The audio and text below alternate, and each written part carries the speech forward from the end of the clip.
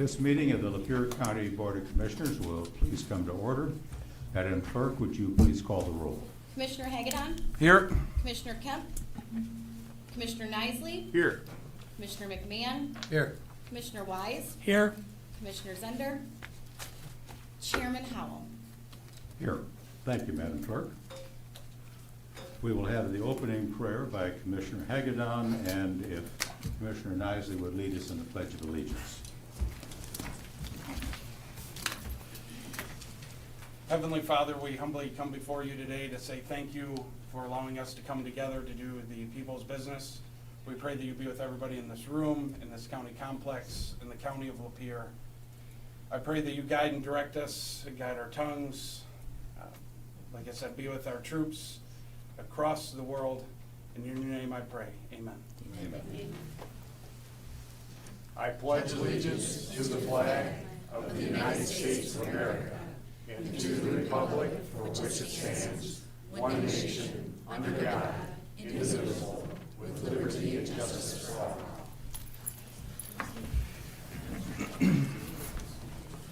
The Commissioners have before them the proposed agenda. Are there any additions, or is there a motion to approve the agenda? So moved. Support. Support by Commissioner Nisley. All in favor say aye. Aye. You also have before you the meetings from the June 26th regular commission meeting. Move those. Support. Moved and supported to approve the June 26 minutes. All in favor say aye. Aye. And we also have the minutes of the special meeting held on June 30th on the budget hearing minutes. I'll move it. Moved by Commissioner Wise, supported by Commissioner McMahon. All in favor say aye. Aye. We have in front of us a folder containing the expense sheets, training registrations, and travel requests that will be passing around during the course of the meeting. At this point, we have space on the agenda for any elected officials or department heads that wish to address the commission. We have the chair of the library board with us this morning, and she's going to share some information with us. Welcome. All right. Good morning, Commissioners. I'll try to get through this as quickly as possible. There is a lot to cover, and I thank you so much for allowing me to come in and speak with you all. I'm pleased to report that the library continues to maintain its operations and services, even in the light of not having a director at the moment. Patronage is steady, our programming is thriving, and our staff is working every day to ensure the library remains a welcoming, inclusive, and valuable resource to the community. The search committee is diligently working with our search firm we selected in finding a new director. We are anticipating candidates and interviews in the near future. I want to take a moment. Carrie, Yes? just a point. If you could back away from the fact, they've got that microphone set really high, so it's reverberating Okay. a lot. Can you hear me now? You just lift it up a little bit. Yeah. Try that. That way we'll be able to hear what you're saying much Okay. more clearly. Thank you. Okay, thanks. Much better. I want to take a moment to commend our new corporate counsel. The legal guidance we are now receiving is clear, current, and grounded in up-to-date case law. This is a significant improvement from the previous legal counsel, where we were often receiving recycled memos and outdated information, some using legal precedents from more than a decade ago. This fresh approach to legal review has had a measurable impact on the quality of our decisions and our ability to confidently navigate the complex issues facing the library today. That said, I want to speak frankly about some of the challenges we are currently facing. The library is under a microscope right now. Activist groups are watching our every move, ready to take legal action if we make even a small procedural misstep. This isn't speculation. We've seen it happen in other communities, and we know we're in a similar position. Because of this, we are being extremely careful. Every decision, no matter how minor, is reviewed by our attorney to ensure we are operating fully within the law. While this may seem cautious or even costly, the reality is that a single misstep could result in legal action that costs the library far more than what we are spending on proper legal review today. Simply put, this is an investment in protection, and one we cannot afford not to make. Our attorney has handled a number of FOIA requests. Some of these are not typical, straightforward document requests, We're receiving demands for board member and employee emails, which require meticulous review, redaction, and legal oversight. These are not all print and send requests. Each one requires hours of careful work to ensure we are meeting transparency obligations without violating privacy laws.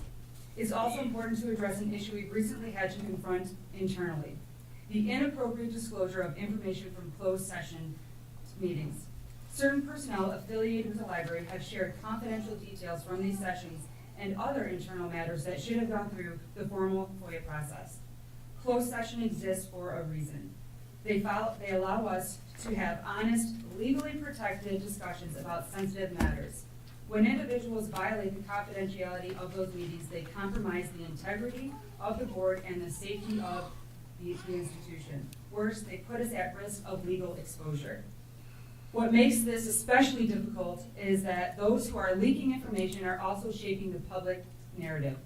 They are telling their version of events, often without context or accountability, while the rest of us who are respecting the law and maintaining confidentiality are unable to respond to correct misinformation. That leaves us silent, not because we have nothing to say, but because we are doing things the right way.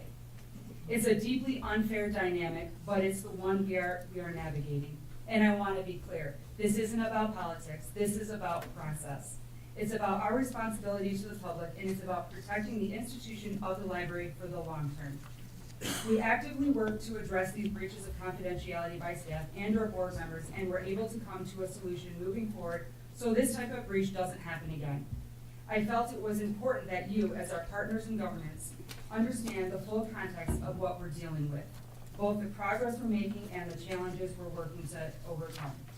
With that, I'd like to address a concerning rumor that has been circulating in the community regarding our library board and the alleged restriction or banning of books, specifically books related to the LGBTQ community and other minority groups. Since the beginning of the year, we have maintained full transparency with our community. Our meeting agendas, which are publicly available online, show no action items, no motions, and no board discussions about restricting or banning books on any subject, including those that represent diverse voices and experiences. As previously stated, there was an unfortunate breach of confidentiality involving a document from closed session. This document was a legal opinion provided by our former corporate counsel back in February of this year regarding the restriction of library books. I want to make it absolutely clear that this opinion was not requested by our board. The previous attorney or the previous director, before she left, is the one that requested this, not our board. We are committed to transparency, we are committed to the law, and we are committed to doing this job with integrity, even when that means we have to absorb criticism without being able to defend ourselves in the public eye. Another topic that has come up in public discussion is the decision to change the time and location of our board meetings. At the meeting prior to our last, we discussed making this change due to two main issues: the poor conditions of the center building and conflicts with other meetings that many of our board members attend on Thursday evenings. In previous years, our board meetings typically lasted between 25 and 35 minutes, with only 1 or 2 meetings per year running longer. Because of this, those seeking appointment to the board did not expect regular conflicts with their other commitments. However, since the start of this year, our meetings are consistently lasted between 90 minutes and 2 hours, creating scheduling conflicts for several of our members. In addition to time conflicts, the center building itself has become increasingly uncomfortable and unsuitable for our needs. During the winter, the building was freezing, and now in the summer, it's uncomfortably hot. This has drawn regular complaints from both patrons and board members. The acoustics are also poor, making it difficult for attendees to hear. While we try to address this by setting up a sound system, it hasn't fully resolved the problem. There are also ongoing maintenance issues, such as a leaking roof. When it rains, water collects directly in front of the entrance, forcing us to place an orange cone as a warning. This not only looks unprofessional, but also poses a safety hazard and potential lawsuit and a liability. In June, the board discussed possible alternatives for meeting days, times, and locations. The American Legion offered to accommodate us, but only on Thursday mornings at 10 a.m. One board member volunteered to look for other options, we tabled the decision until this month.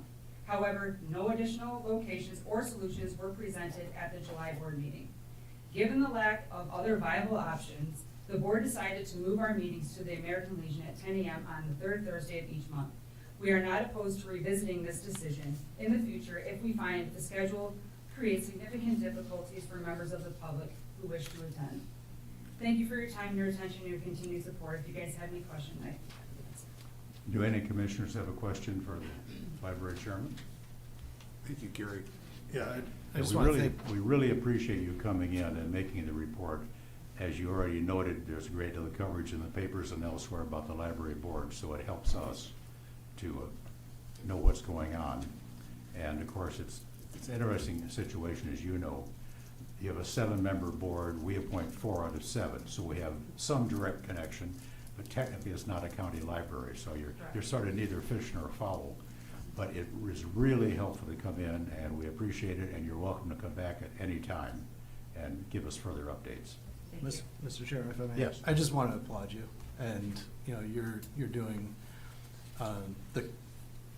it's clear, the way that you are under attack, for really just trying to bring professionalism to the board,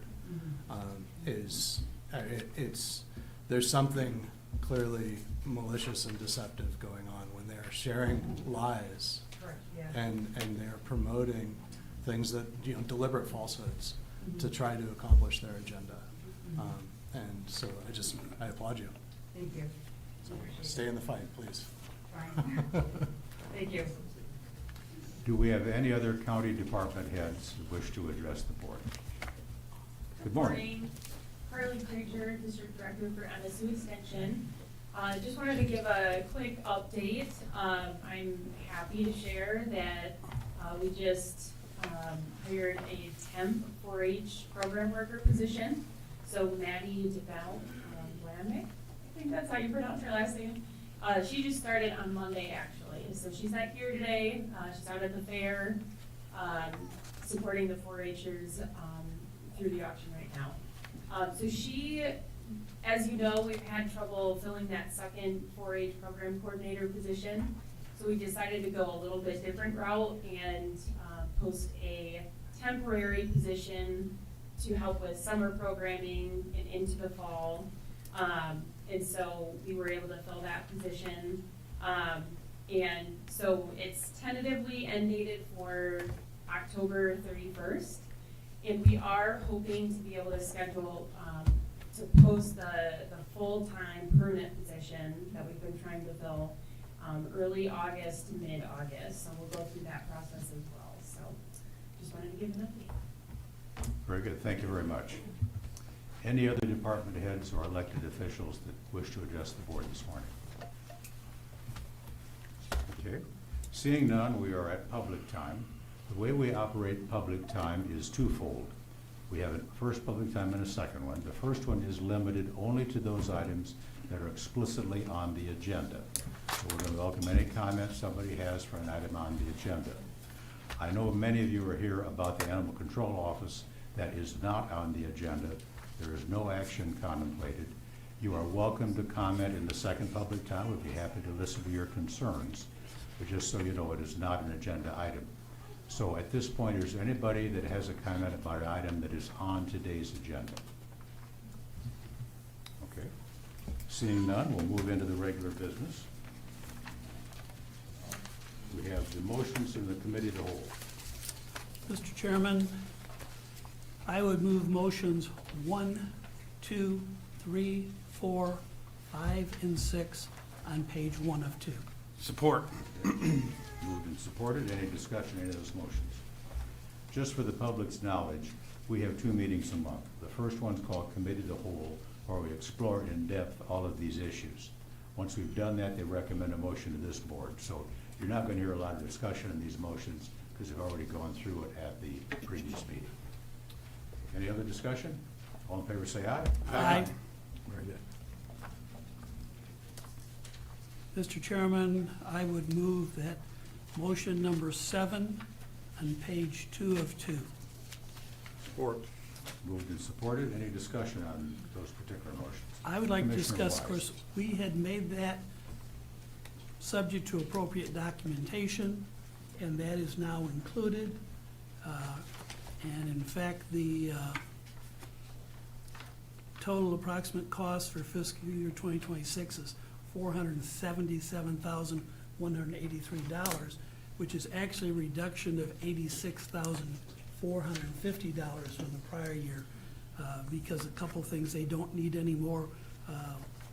One including because of now that we have Paycom, they're able to get rid of some of that software they had before. Okay. Any comment or question on this motion?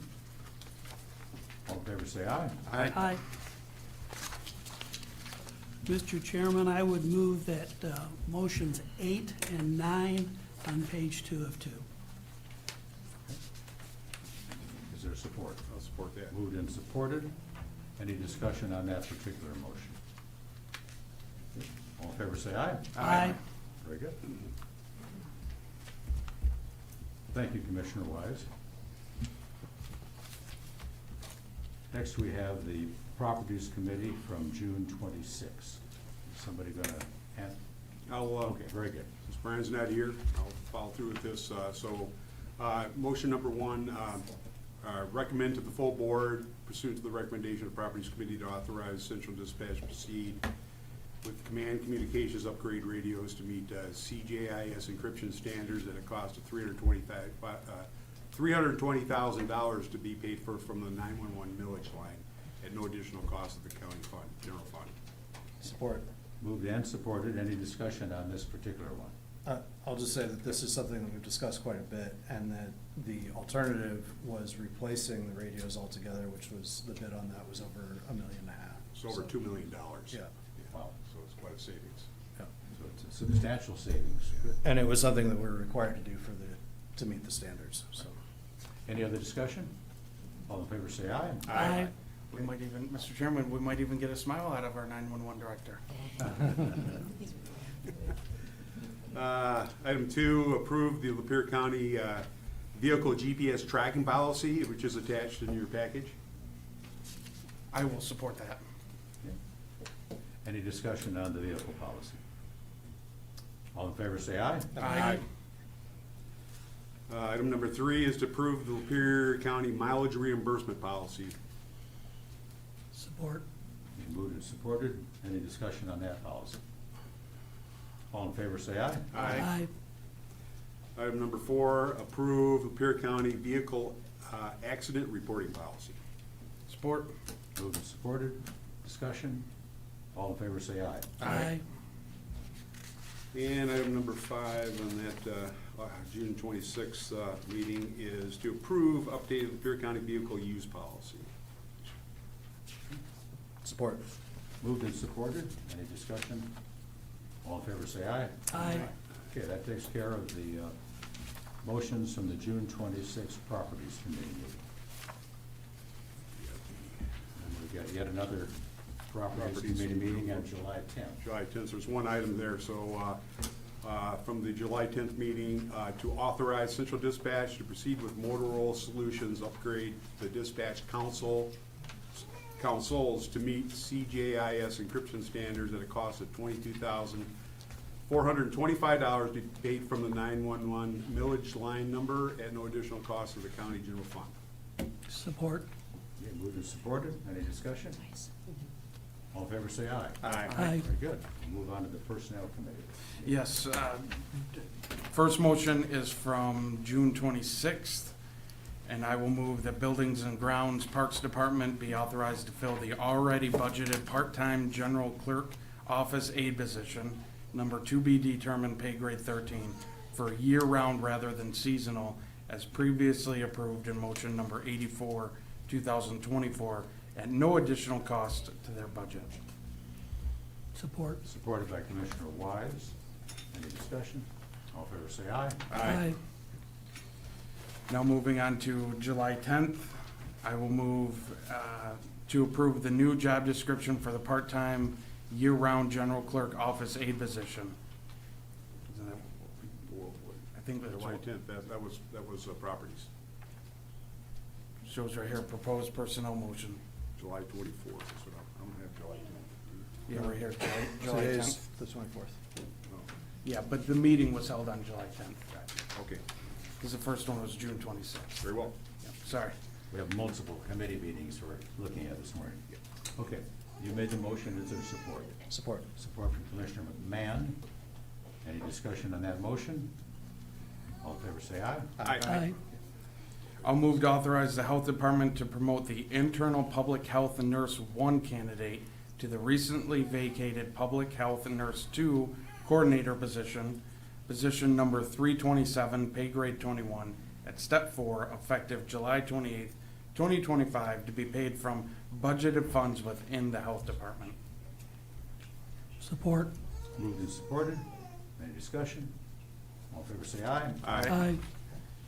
And this one, Madam Clerk, actually requires a roll call vote. It is a resolution, so I will move to adopt the following MERS employer resolution establishing military service contribution requirements for defined benefits. Okay. Is there support to the resolution? Support. Supported by Commissioner Nisley. Madam Clerk, would you call the roll on this resolution, please? Commissioner Nisley, Yes. Commissioner McMahon, Yes. Commissioner Wise, Yes. Commissioner Hagedon, Yes. Chairman Howell. Yes. Motion is adopted. Okay, that's the end of the Personnel Committee motions. Yep. Next, we have the audit motions for the expenditures at the, for the county and the road commission. I'll move them. Support. Any discussion on those? All in favor, say aye. Aye. Very good. Now we have a motion on pending litigation. Maybe the, assuming the treasurer is not here, maybe the administrator or the financial officer could explain a little bit of background on this one.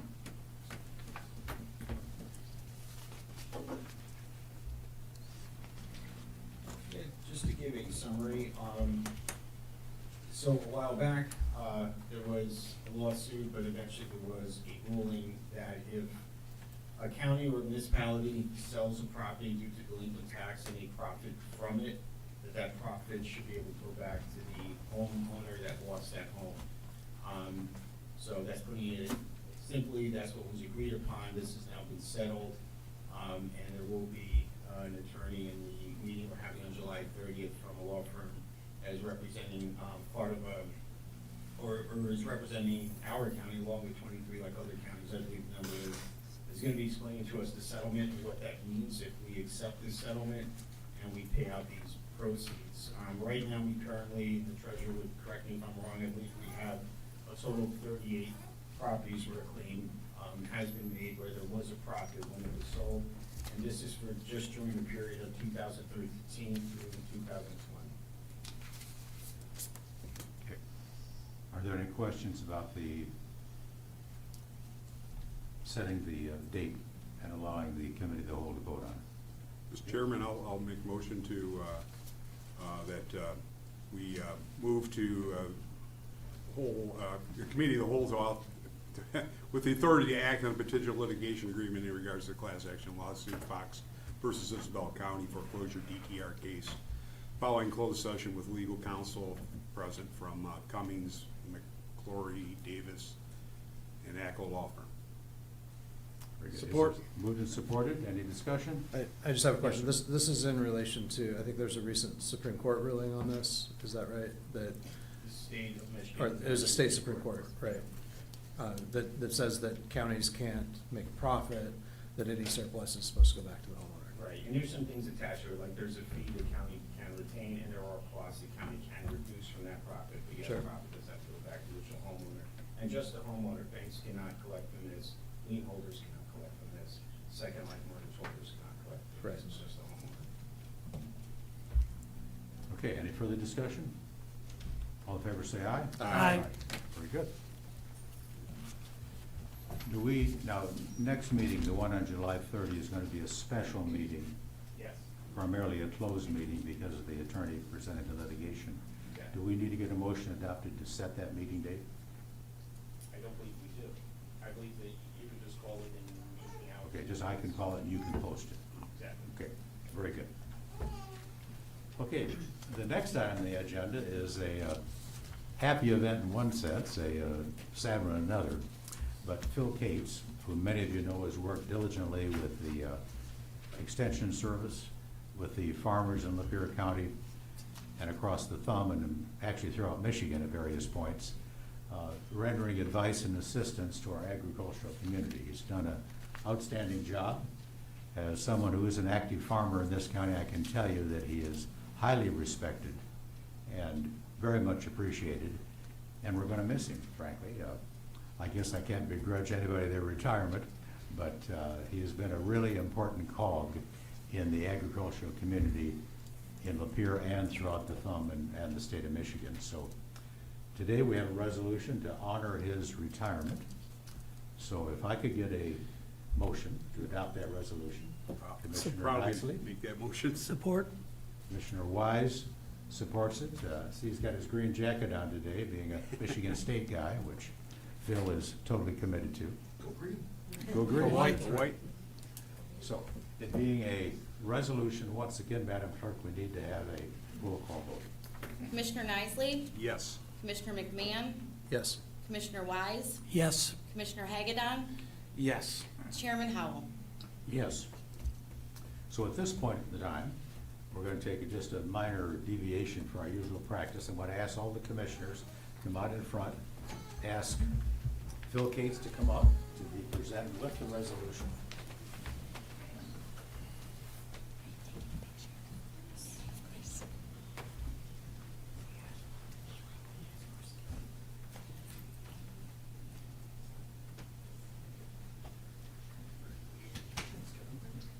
You should be in this picture.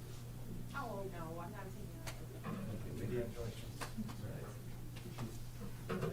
Phil, it's an honor and a privilege to give this to you. It's been a real pleasure working with you all these years. I would say ditto on that. Thank you very much. Thanks for your hard work. You're welcome. My pleasure. Thank you very much, gentlemen. Well, appreciate it. It's small token for a lot of hard work.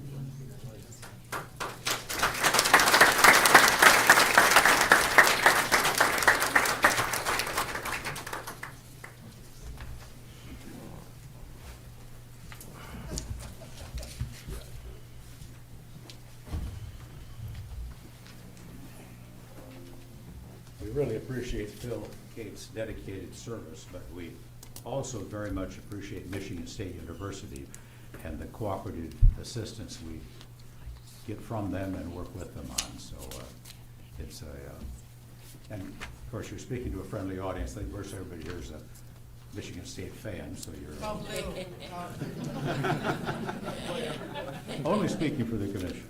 Anyway, thank you. Thank you very much, Phil.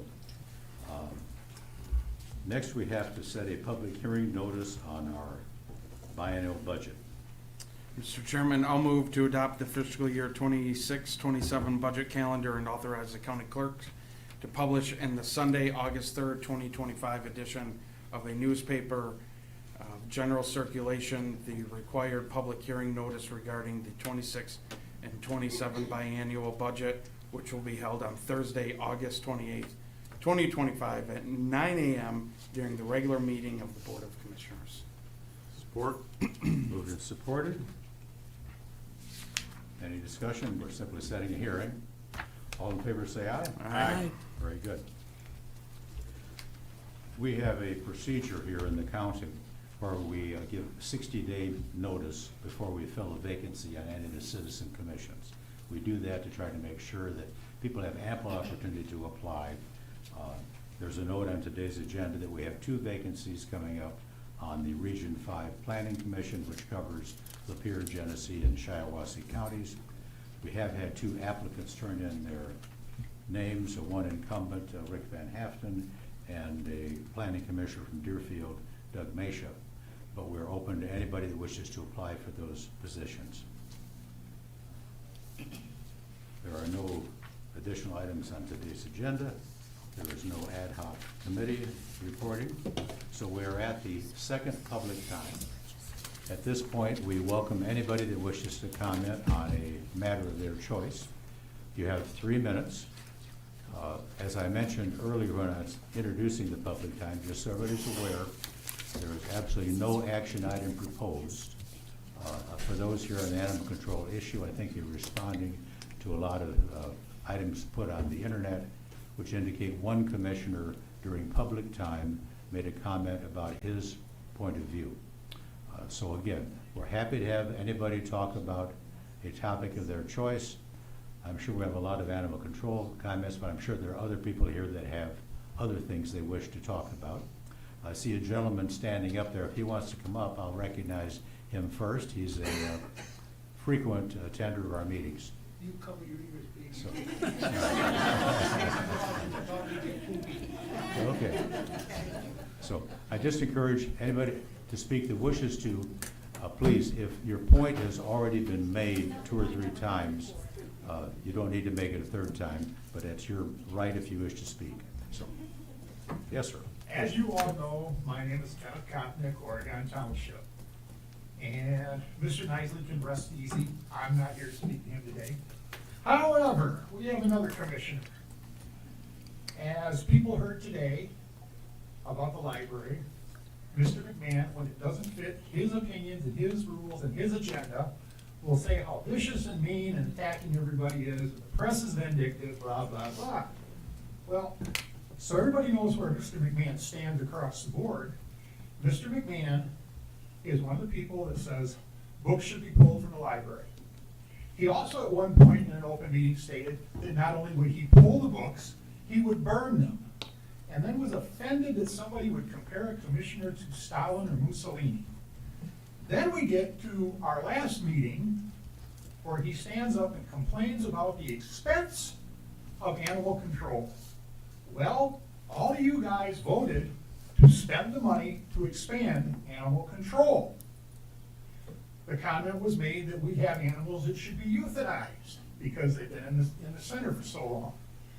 I am an old fart in this county. I can remember back in the 70s when everybody was in an uproar and wanted our shelter made no kill because the guys at the time were selling animals for lab work. And the people did not want it. That's why it was deemed a no-kill shelter. You guys had an animal control officer who had vets that were donating services for emergencies.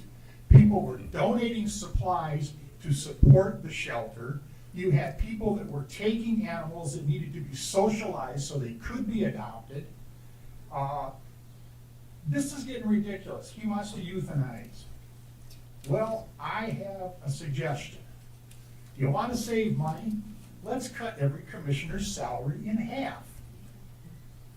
And since you can't do it to people, all we can do is hope that somebody has a sphincter that has a spasm and he will euthanize himself. In case you don't understand, you have to get so far up. Hey, now let's keep things civil. And I gave you the first chance to speak. You needn't be insulting. Well, Give us your opinion that on the is my public issue. opinion. Okay, thank you very much. Thank you. Okay. All right. All right, let's get this straight right now. I am going to give everybody a chance to speak. We will have no applause. All you're doing is wasting everybody's time. This is a public meeting. We want to hear your opinion on the topic of your choice. No applause, no nastiness, no swearing. Just come up and give us your opinion. We will respectfully listen to that. This lady right here on my right wishes to speak. Good morning, gentlemen. How's everybody today? Talking about animal control. This is Fudge. Fudge was adopted from animal control in September of 2013. When you could still go inside and see the animals. That turned out not to be such a good idea for many reasons. The dogs would get so excited that it'd take the staff forever to calm them down and everything. So they ended up having the, later on, having the appointments to see one of the animals. And Facebook has greatly helped with that. So anyways, animal control has come a long way since I adopted Fudge. They have better housing for the dogs. They have the appointments, the Facebook page. It's just come a long way since it did back then. And it has more support from the community also. There's more volunteers, there's more people, giving,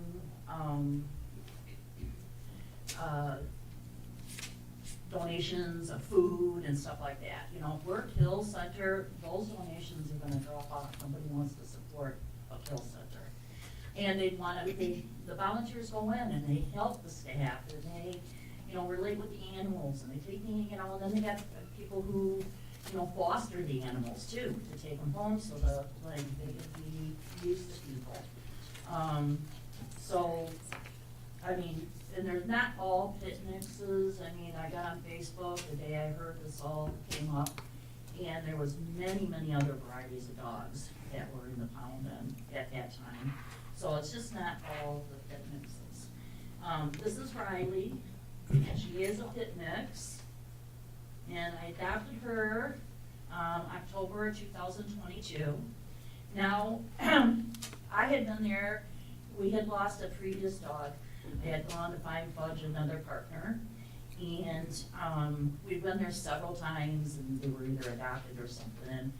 I hadn't really thought of any of the pit mixes, but one of the staff said, I have this loving dog, and you gotta see her. And I said, well, all right, I'll see her. And she was really cute. You can see she's really cute. She's like Peavy. And so I said, but, listen, she's gotta get along with Fudge, because he's the boss now. And so, sure enough, she got along with Fudge, and now I'll say that she was the most loving animal I've ever had. She can't get close enough to him, she can't get close enough to us. And with Riley, this is some of the problems.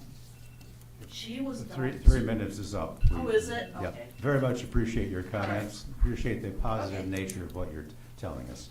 Who would like to speak next? Yes, ma'am. The lady in the front, and then I'll recognize second. Yes. Hi, I'm Deb Gino, I'm from Mayfield Township. Yes, and welcome. I'm a volunteer at Paradise Animal Rescue. If you could speak a little closer to the microphone, I know it's an art to it. I know you can pull it down, it moves. There you go. That way people can hear it better. Okay, so anyways, I'm not sure if you've ever been to the rescue, I'm not sure if you've ever been to animal control. Without being there and seeing the efforts, most of the programs are run by volunteers. I think there's maybe 2 paid positions at Paradise. We talked about privatizing. So then you're asking an already stressed system to try to find a way to make this happen. When you talk about after 30 days euthanizing, words matter. How we treat animals is how we treat people.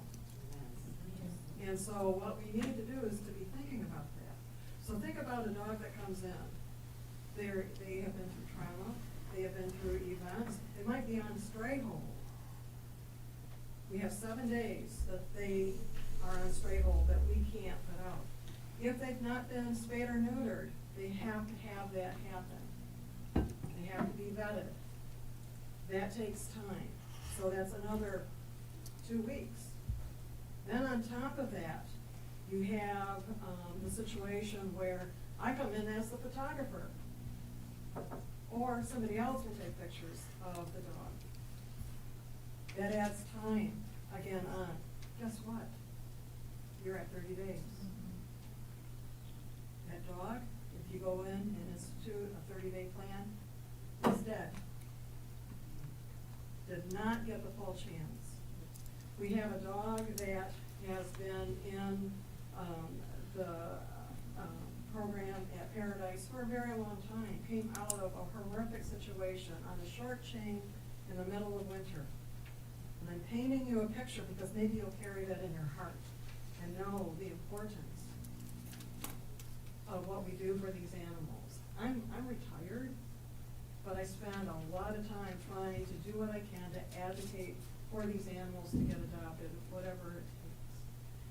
see the hard work that the volunteers do. So when something like this happens, it feels like a physical slap to the face. It's very hard, it's traumatizing. We carry the trauma of these animals. Pigeon that I was telling you about was in a home. The mom passed away suddenly. Now we're back looking for a family for her.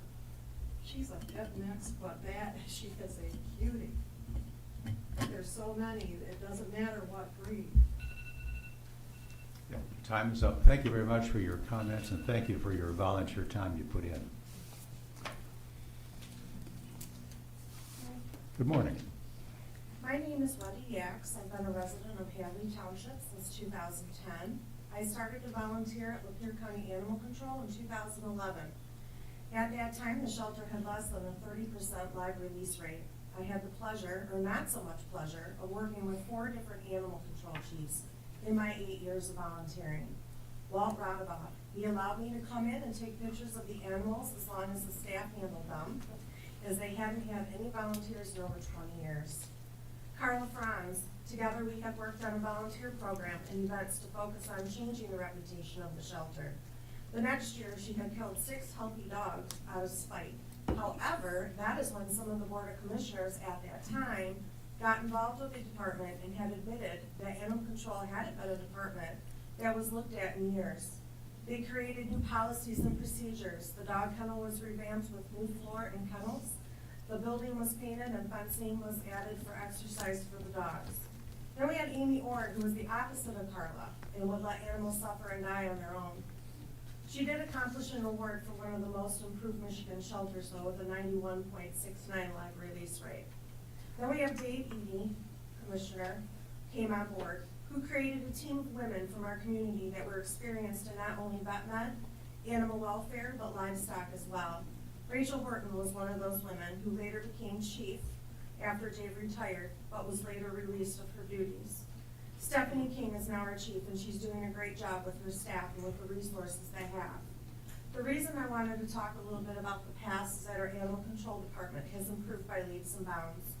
Currently, the dogs are receiving daily enrichment, having play groups, appointments are made for meet and greets with the animals so strangers aren't walking through the kennels, which creates fear, anxiety, and stress in the dogs. The volunteers and staff are doing community events and pairing up with local businesses. Animals are being vaccinated, spayed and neutered, medical cases are being taken care of. None of that happened in the past. Some of the funding is from fundraising by the nonprofit group Friends of Lapeer County Animal Control, who do an excellent job advocating for our shelter. Let's not go backwards, but embrace the community for their involvement and move forward in creating a shelter that has always had the potential to be a model shelter in Michigan. Please reach out to your constituents who are experienced in animal welfare, other shelters that in the area like Paradise Animal Rescue, where I am currently the manager of the dog program. We all could be working together on solutions during this nationwide homeless pet crisis, as there's always room for improvement and new ideas. A 30-day time frame for length of stay of animals is not the answer. In fact, that is going way backwards. We've come a long way in the past 12, 14 years. We shouldn't have to be standing here today. And this is my girl. Thank you for, that's Doug. Thank you for your comments and thank you for your years of volunteering. There's a lady in the back with her hand up.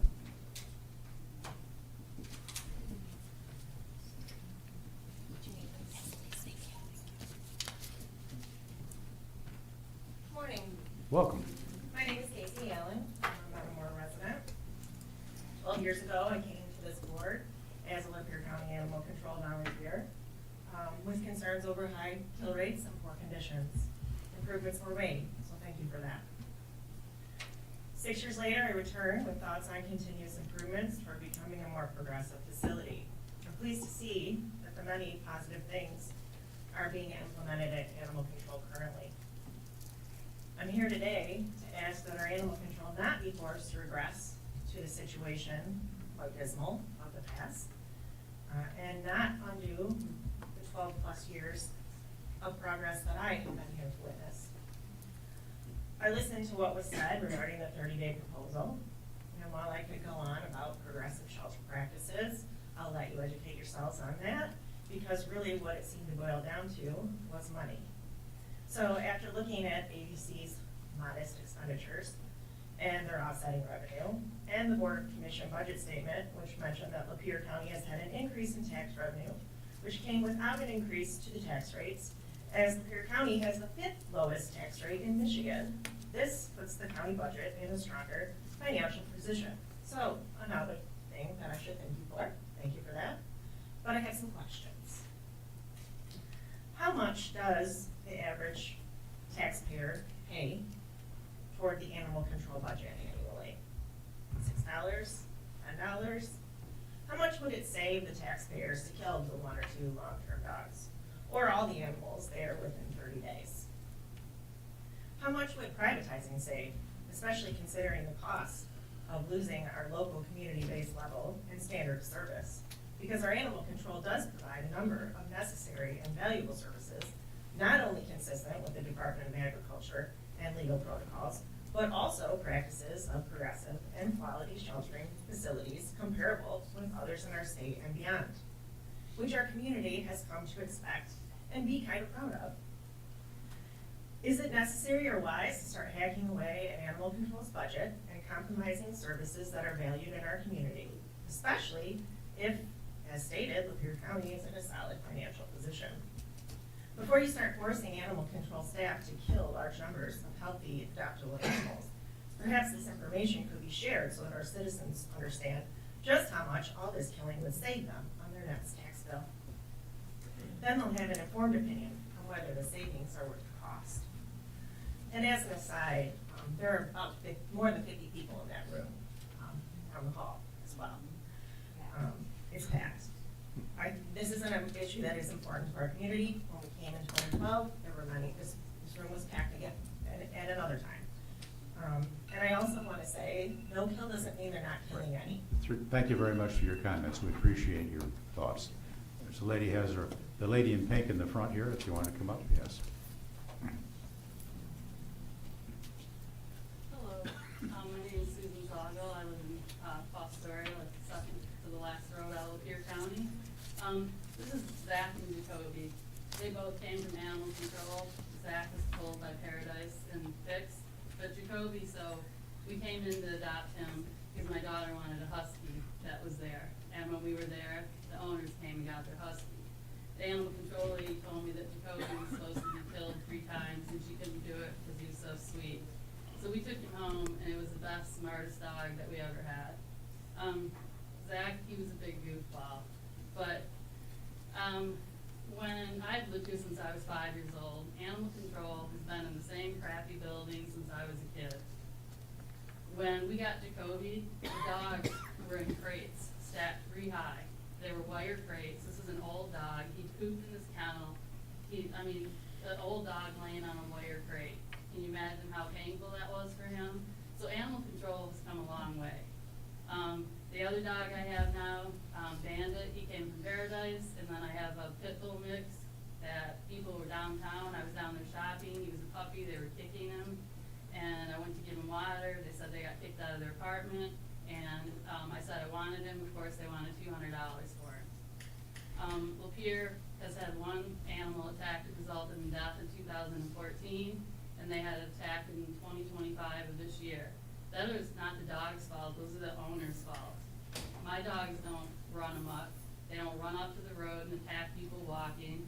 It's not the dog's fault. Lapeer doesn't really have a pit bull problem. It stopped in like more Detroit and Flint. My daughter used to be a Detroit cop. My son-in-law still is, so I know. But I think part of the issue is that Mr. McMahon has a Facebook page, and I've seen some stuff on there, and he put something about the animals should be killed in 30 days, and some of the Democrats in the room went, oh, it isn't a Republican-Democrat thing. The dogs don't care what political party you're affiliated with. So I think some of his stuff on social media has caused part of the outrage and the, why everybody's so upset. But I mean, we have come so far from the dogs stacked in wire crates. Like I said, I am 62 years old, and I have lived here since I was 5 years old. And why, like I said, why are we going backwards? Like, look, animal control is still in the same crappy building that it was when I was a 5-year-old kid.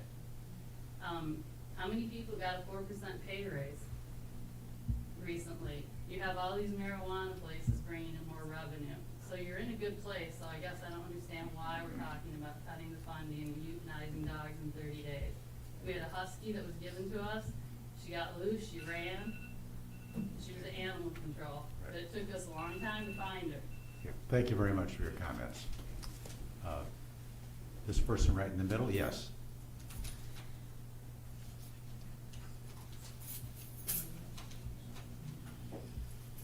Hi, my name is Elizabeth. I have worked very closely with animal control with my business. We're a dog grooming facility. I give out free grooms to all of the shelter dogs, see lots of neglect. I actually adopted a puppy from animal control, and this is my biggest concern with animal control. Charges and tickets are not taken seriously. It's a joke. It's a complete joke. You can see on Facebook right now how people are laughing about their tickets that they've received. They don't care.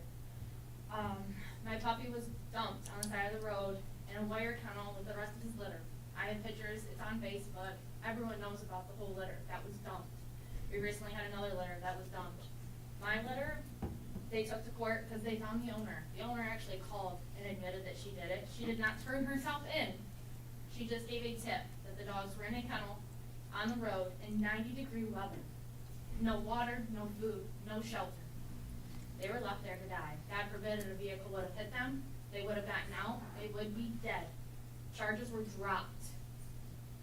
Absolutely dropped. She was charged $200. That's a joke. An absolute joke. That is our problem in Lapeer County. People are not held responsible. They don't take accountability at all. Almost all of those dogs in the shelter right now were dumped. That is the problem. Killing these dogs is not the resolution. It's making people in our community responsible. I love my dog, and he went through a lot. Getting him, even as a puppy, he had a lot of trauma. And I'm grateful for the rescue of Paradise. You right there, Miss Wendy, helped me so much. My puppy actually bit me when I got him because he was so fearful. He was terrified of life.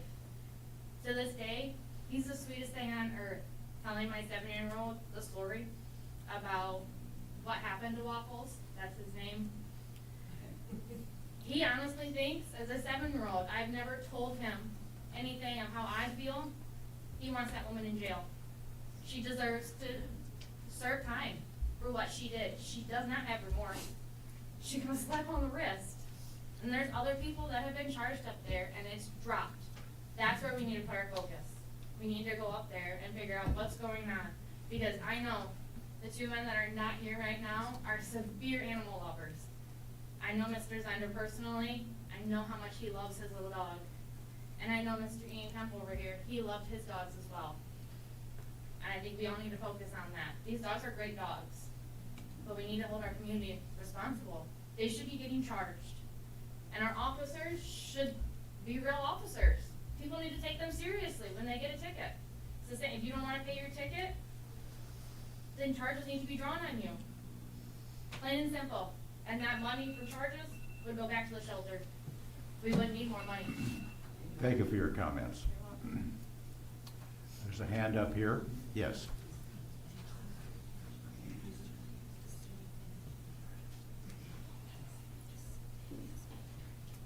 Hi, my name is Peggy Brodsky. I'm from Lapeer Township.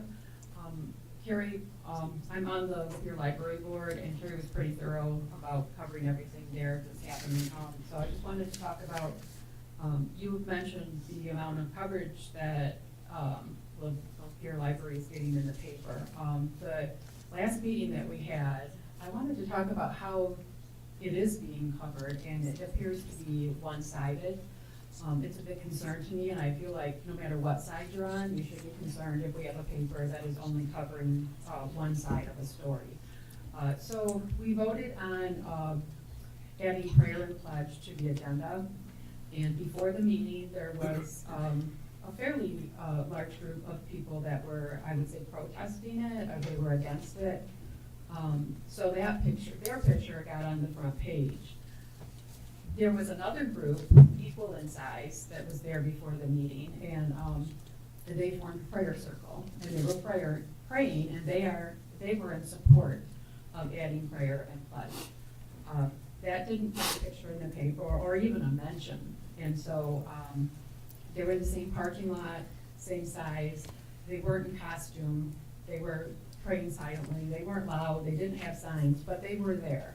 And that wasn't covered at all, or even mentioned, and it's a big concern. There's been other things, I won't take a lot of time, but I think that should be a concern to every member of the public, especially a paper that, it's the only newspaper, printed newspaper that we have, and a lot of people rely on that for their news. And no matter, like I said, no matter what side you're on, you should be concerned if our paper is only giving one side to any story. So, thank you. Thank you for your comments. Anyone else wish to address the board? Yes, there's a hand in the back. I can't see who it is, but come on up. There we go.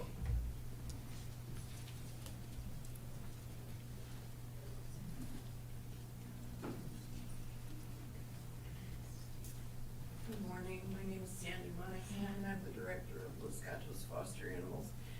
We, like most rescues, are foster-based. We are nominally based in Genesee County, but we have foster homes in Shiawassee, Genesee, and Lapeer counties. Hence my interest in this issue. I have seen the Lapeer County Animal Shelter go through remarkable changes in my 40-plus years in rescue. And they have been for the good. They really have. And I commend them for that. There's always room for improvement. I would like to point out that any proposal that discusses the condition of the final destiny of dogs in the shelter is always mirrored in the cat population. And because cats are always regarded as a second-class pet, regardless of what you may think, they are. And if the conditions for dogs are bad, double it for cats. I wish you Godspeed and Godspeed and protection of the animals in your care. Thank you. Thank you for your efforts. We appreciate it. Anybody else wish to? Yes, ma'am, in the front row here. Good morning, Commissioners. My name is Carrie Riojas, and I worked at Lapeer County Animal Control for 8 months in 2024. I also ran a nonprofit cat rescue in this county for 6 years. I've seen firsthand what's broken, and I'm here today to offer realistic solutions and not just concerns. First, the recent proposal to euthanize animals after 30 days will not solve our adoption problem. It will only end the lives of animals who were never truly given a fair chance. But we can do better, and the path forward is not only clear, but it's achievable. I have 4 immediate solutions I urge you guys to consider. First, extend public access. The shelter is currently open just 4 days a week, from 9 a.m. to 4 p.m. These hours do not work for most residents, especially working families. I propose reopening on Wednesdays, adding Saturday hours, and offering evening hours at least twice a week. If people can't see the animals, they can't adopt them. Visibility saves lives. Second, open the kennels to the public. Let the adopters walk through and meet the animals. One photo online is not enough. The idea that visitors cause more stress is false. I've worked one-on-one with these dogs. A few friendly faces each day is far less harmful than total isolation. This is a public facility paid for by public dollars, and the community deserves to access it. Third, enforce the county ordinance. According to our own Lapeer County Animal Ordinance, any person, I quote, any person who finds and harbors an animal should notify the Animal Control Division within 24 hours. It shall be the duty of an animal control officer to take into custody any animal reported found. Despite this, I was directed to turn away stray cats even when cages were open. That is not only unethical, it's a direct violation of the law. Furthermore, during my employment there, a husky was reported loose for multiple days in a row. The caller was told by officers that animal control wouldn't respond until Monday. I went out after work, caught the dog myself, and reunited it with its owner within 3 hours. That's what officers are paid to do, and the fact that they wouldn't speaks volumes. We are failing both the public and the animals when we refuse to uphold the standards we are funded to follow. Fourth, we need to reassess staff performance. I have personally witnessed officers scrolling through their phones while dogs sat in dirty kennels and phone calls went unanswered. One officer left a kennel smeared with feces and literally said to me, and I quote, "She's just going to make a mess again." That one sentence sticks with me and captures the entire atmosphere inside that building. This isn't compassion, this isn't accountability. This community and its animals deserve better. The resources to improve are already out there. There are millions of dollars in grants and scholarships available to shelters that are willing to pursue them. I have this written out for you guys, and I have those items listed here. I knew I would run out of time. Right. Can I have one more second just to say one more thing, please? I wonder if our shelter applies for these opportunities, if we build relationships or network to our fullest ability, if we collaborate with rescues, volunteers, or the broader animal welfare. Thank you, we're out of time, and in fairness, I need you. Thank you. So I will hand these out to you. So Yes, you can read them we further. appreciate it. Thank you. Yes. I appreciate your time. Yep. Anyone else wish to speak? Yes, sir.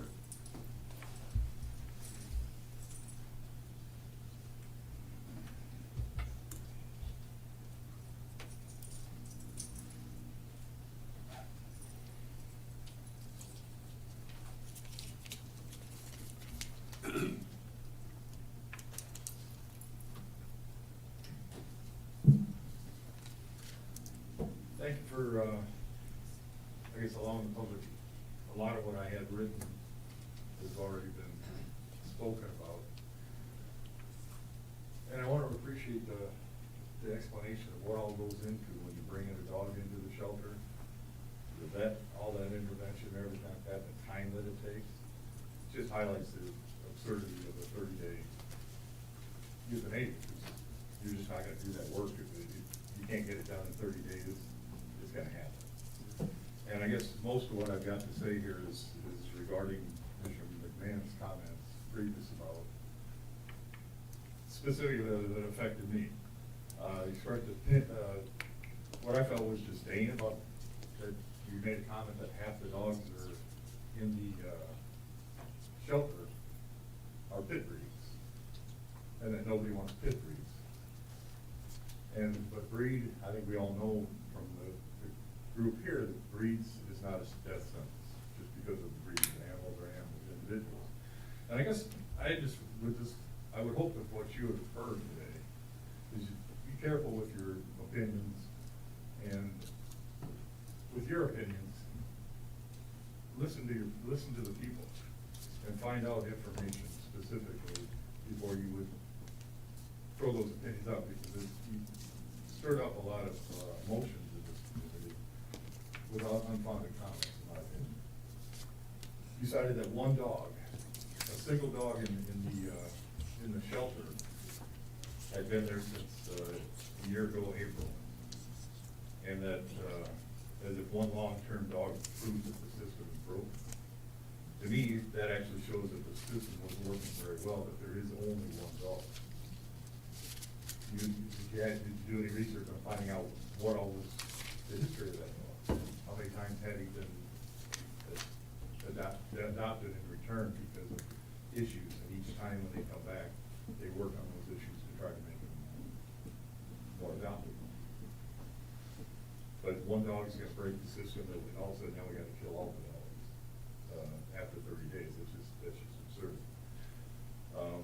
And to blame the public, this is what really bothers me, is why do we have an adoption problem? It's because the public is not adopting enough. That it's our fault. It's our fault that there's dogs in that we're not adopting enough. That's, what are you doing to make sure that they are more adopted? It affected me that the commissioner's telling the community that it's your fault that we have a problem in this community. Come up with solutions.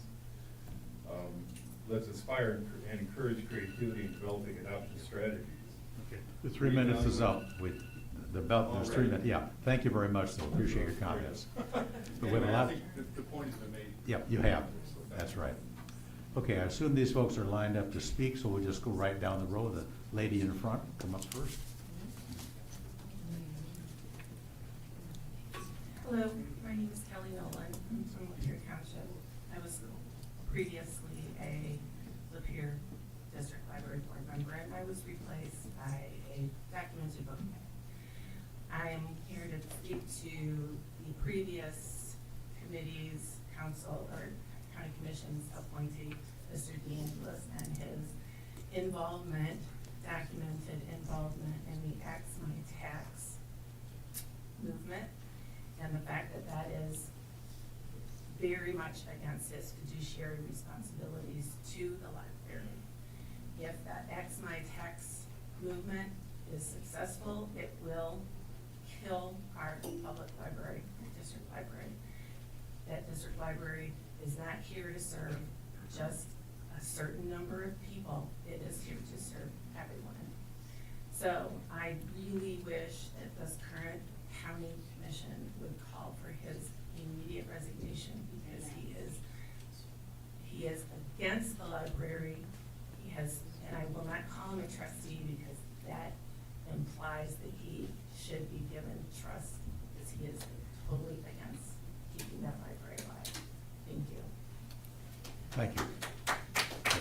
I appreciate it. No applause. Everybody's got a right to speak. We do want to use up everybody's 3 minutes. Yes, sir, you're next. Hi there. I'd like to imagine, if you will, putting yourselves in the animal's shoes for a second. I want you to think about what it'd be like to be in a place where you're alone and scared and nobody's coming for you, and then at the end of the day, let's just flip the roles and say the dogs were in charge. Let's say they decided you ought to be euthanized after 30 days.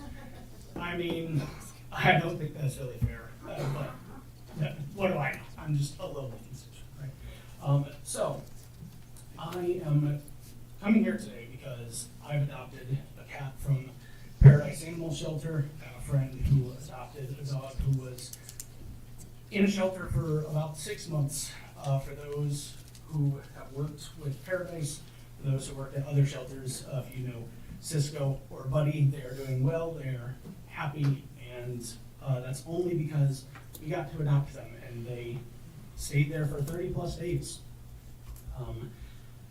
Your solution seems pretty final to me, and I think that at the end of the day, you guys need to understand that we are willing to spend money to save the lives of animals because it's all we have.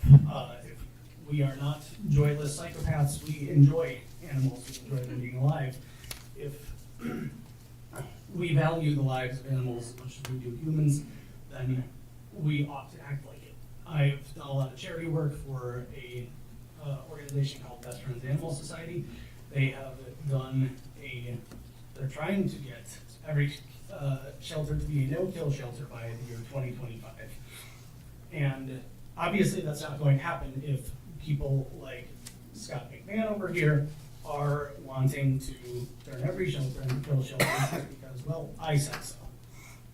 So please, if you're having trouble with funding, contact Best Friends Animal Society. I can vouch for you because I've raised funds for them myself. They have a good mission and actually care about the animals, and I would like to believe that you all might too, even if you are on your phones and not listening to me. Thank you. Thank you very much. Mr. Chairman, point of order. We did not get his name or area. If people, when they speak, can give their name and area, please. It's up to you. It's voluntary, but if you want to indicate your name and your I'm good. Okay, this young lady is next. I'm a little shorter than everybody. You can else, pull the sorry. microphone down to whatever level you Is this want. better? Can you hear me? Yep. Hi, everybody. My name is Leah. I'm homegrown here in Lapeer. I've lived in Lapeer City, Hadley, Metamora, you name it. I first of all want to thank everybody for coming here for this, not just in this room, but in the extremely full room next door. I came here with the statement that these animals are our responsibility. simply not because we're the humans and they're the animals, but because they probably wouldn't be in these situations if it wasn't for the impact of humanity in general. They were abused and neglected and left for pretty much dead by humans. And there are so many of them simply because of humanity as well. Without our help, you know, they probably would be in a much better place if we weren't the ones controlling when they mate and where they're dropped off and who they're around. I also wanted to come with a statement that animals are important because they can also act as emotional support. If we want to do something with these animals and we want to help them get adopted, I suggest maybe bringing them to veterans and to nursing homes and to children, to people that need that kind of support and emotional stability. These animals can help. I think to cast them away and to punish them simply because they are there and not getting adopted is absurd. And I think that we ought to be doing everything that we can to help them, because without us, they're not going to get any help, considering we are the ones that put them in these shelters in the first place. Thank you for your time. Thank you for your comments. Good Good morning, morning. Karen Pacheco. I was not going to come today, but then I watched Carrie's comments at the beginning of the meeting, Carrie Coleman, and then I watched Scott's rebuttal, and I had to get in the car. So, and I listened to the whole meeting on the way here. It's very convenient. So I got to say, I listened to Scott's comments last meeting that inspired all of these people to come, and I am glad they're here.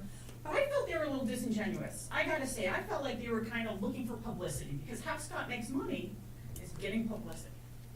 And speaking of which, he had a very big, and still has a very big conflict of interest with the Colemans. He was writing for their paper, well, the so-called paper news website, the Lapeer County Tribune. I've got those articles right here, in which the Colemans, in these articles about the library board and controversy on the library board, as there was more controversy, they got more clicks. And advertised within these articles that Tom Coleman wrote and that Scott McMahon wrote were ads for their business, their shed business. Huge conflict of interest there that was against the internal rules of conduct for those trustees. Speaking of conflicts of interest, Kelly Nolan mentioned John DeAngelis on the Axe My Tax working group. I saw him, I got a tip this weekend. Saturday he was at the Mayfield Tavern manning a booth there, getting petitions for the Axe My Tax petition. Huge conflict of interest. He is a trustee of the library. He is supposed to protect the library. He wants to eliminate the funding source for the library. He needs to step down. And by the way, it's just intellectually dishonest for these folks to say, oh, we're not trying, it's not on the agenda, we're not trying to ban books, we're not trying to restrict books. March, Tea Party meeting. John DeAngelis and Peggy Brodsky sat in that meeting together as library board members or trustees and said, and John said, we're not exactly sure how that would look, but that's our intent, to restrict certain books. So for them to keep saying, we're not going to, oh gosh, yeah. And I gotta say, for folks who gave the last board so much grief, Carrie Coleman put out public calls across the state for people to come to those meetings and provide scrutiny for the library board. That's just really incredible that someone would feel bad now that they're on the board and getting scrutiny. And by the way, this meeting time change, I don't buy it one bit. This is Lapeer. We have an awful lot of venues that have meetings. 10 a.m. excludes 84% of the working public. 84%, and they did not try to fix the problems at the center building. They could have turned up the heat. The thermostat was right behind where I stand filming those, and they also have AC there. So, gosh, incredible. Thank you. Very good, thank you. We appreciate everybody's passion. Next speaker, please. Hi, my name is Karen. I'm from Dryden. Wendy, I love you and all your work and all these people here. I'm here as an adopter. I would love to volunteer, but I work a lot. So 30 days, Scott is kind of crazy. And my suggestion here is maybe you hook up with some of these facilities, Lapeer Adoptable Animals, Paws, Great Lakes Dog Rescue, and maybe spend some time going around to see what they do. how the dogs are in kennels, how they're treated, because these people are wonderful, and these people are tired, and their hearts are broken when they see things that they're trying to fix but can't always fix. You said you took your children to the shelter because you thought it would be fun. That's not why you take your child to the shelter. You take your child to the shelter to show them a responsibility, because that's why these animals are in these shelters. It's your responsibility. I don't know if you have a pet. I'm thinking you don't. But I really would wish that you would go around, even to the Detroit areas, the Detroit Dog Pit Crew that do it. It's amazing. These people are broken, and they put a lot of work into what they do for no pay. And a lot of people, I'm a donator and I'm a doctor. I adopt old. I've adopted 2 from Lapeer that both needed surgery. And they went to surgery as soon as I got them. Slim and Sally. They were not treated real well. Wendy was very, very active in helping me get those dogs out of there. And I only had them for a couple of years, but they were a joy. I loved them. And I think that maybe if you put yourself out there a little bit, then maybe you might see things a little bit differently to find a better answer than euthanization at 30 days. Thank you. Thank you for your comments. Yes, sir, you're next.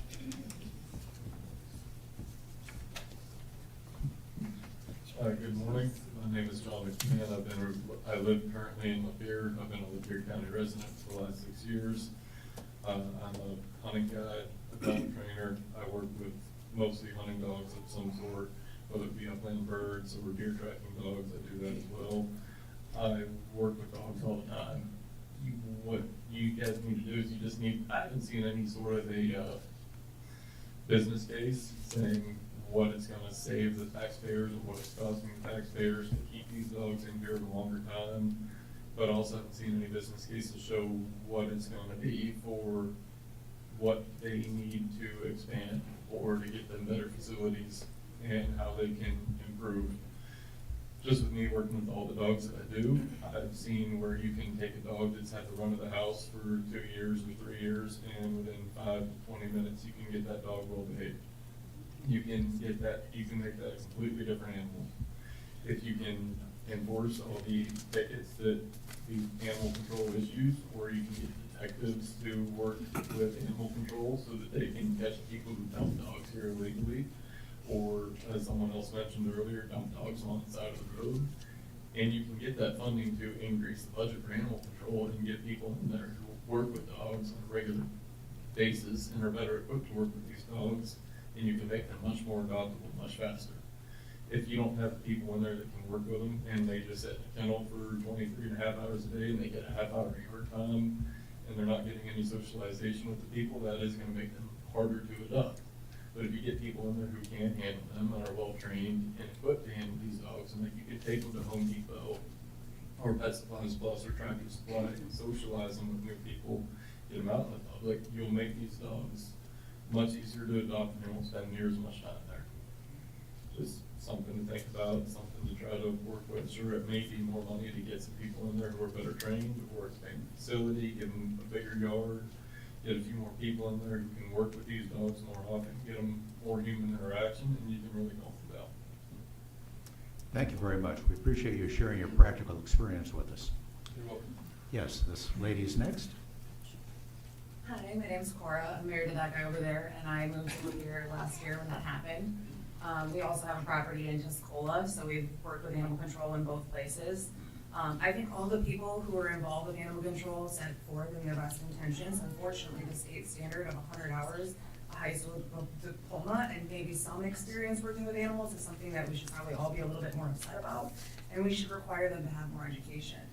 And then at the state level, if we could get all veterinary clinics to have a standard fee for necessary procedures to help with animals at large, and the cat problem, and the dog problem, and that kind of stuff, I think that it would be a lot more accessible for people in tougher financial situations to be responsible with their animals and get them fixed and the rest of it. I think that if you do come up with your 30-day kill policy, you're gonna see really bad results to the community. Unfortunately, desperate people make bad decisions, and they're gonna just dump those dogs. They're gonna dump them on farms and other people who are already stressed out caring for other animals. If they think that their dog is gonna be killed, they're gonna let it go and give it its best shot in the wild until something happens to it, unfortunately. That's gonna increase the coy dog problem that we have in Michigan. You know, we have coyote dog hybrids that are a big problem here. I think the whole system needs reform, and it's gonna take, you gotta make money, you gotta spend money to make money.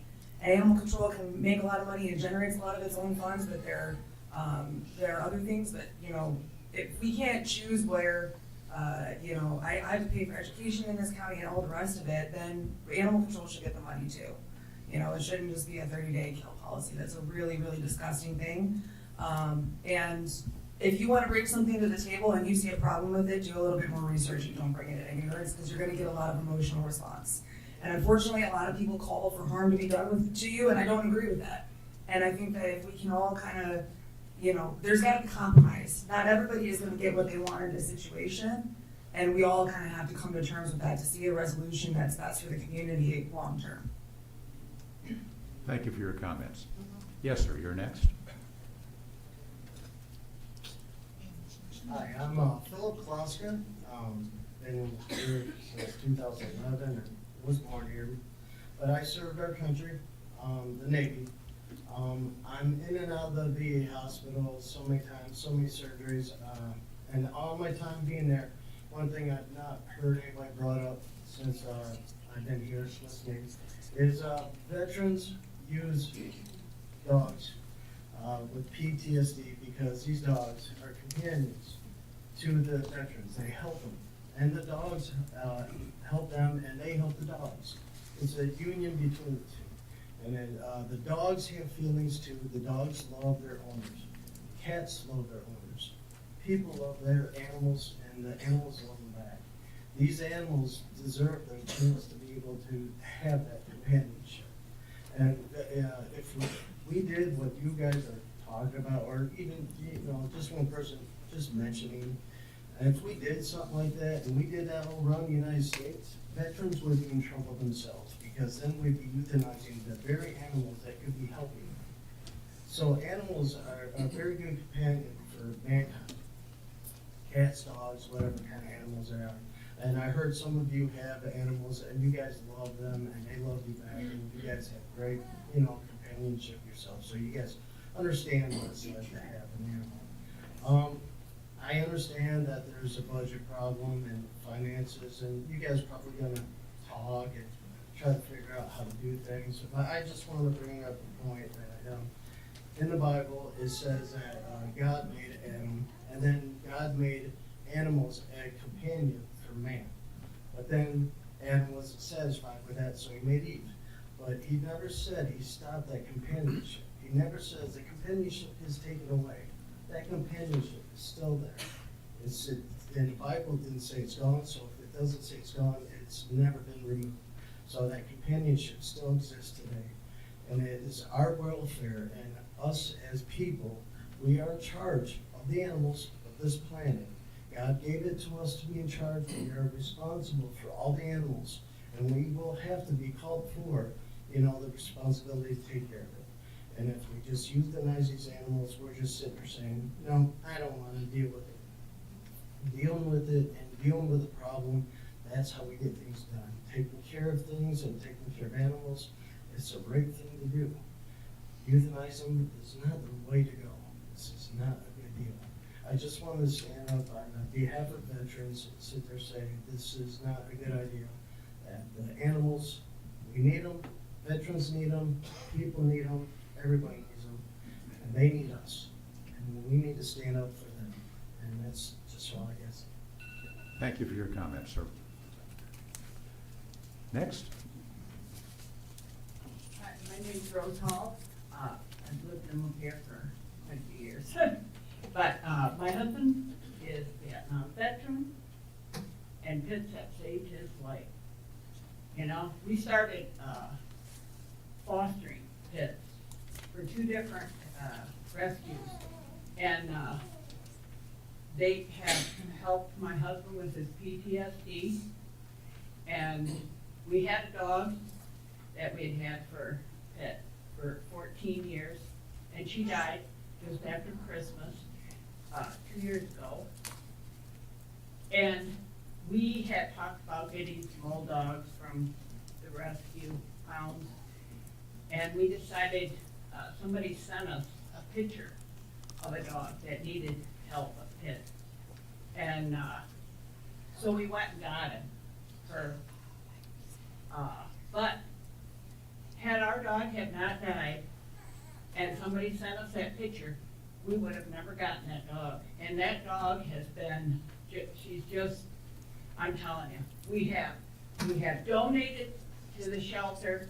I have tried to volunteer there. I can't because I can't pick up big bags of dog food. But we need these dogs. You're looking at the wrong end. It's the people that aren't taking care of their animals, you know, that aren't getting them fixed, that are throwing them out windows of cars, you know. We've had terrible, terrible cases of what dogs have been abused. 30 days, no, we're responsible to take care of them. And remember, dog backwards is God. Thank you. Go girl. Yes, sir, you're next. My best friend there. Hi, I'm Joe Taylor. I live here in Lapeer. I live in a little property outside of town, and I've had cats and dogs dropped off on my property many times. Most of the time, I find other homes for them, but sometimes you can't. You gotta turn them over. The last batch was a bunch of cats, or a pregnant cat. Had kittens in my barn, and I decided, no, I'm not giving these ones away. I had them all fixed, and now they're my barn cats, you know, and they run around. They're great little animals. You know, serving the Army, I've been around the world and seen the best and worst of humanity. And I worked with Carroll County Humane Society down in Tennessee for quite a long time. Saw the best and worst there too. But that was a no-kill shelter, and we had a lot of long-termers. And there are exceptions to policy. There are just some animals that can't be rehabbed, and they got to be put down. And it's heartbreaking. But to limit it at 30 days, that's insane. Because you get a dog that's been traumatized, dropped off, hitched somewhere, thrown, like somebody said, thrown out a window. I've seen it. I've had, you know, a laundry basket with a board over the top of it set outside our door at the Humane Society, you know, and they don't want the responsibility.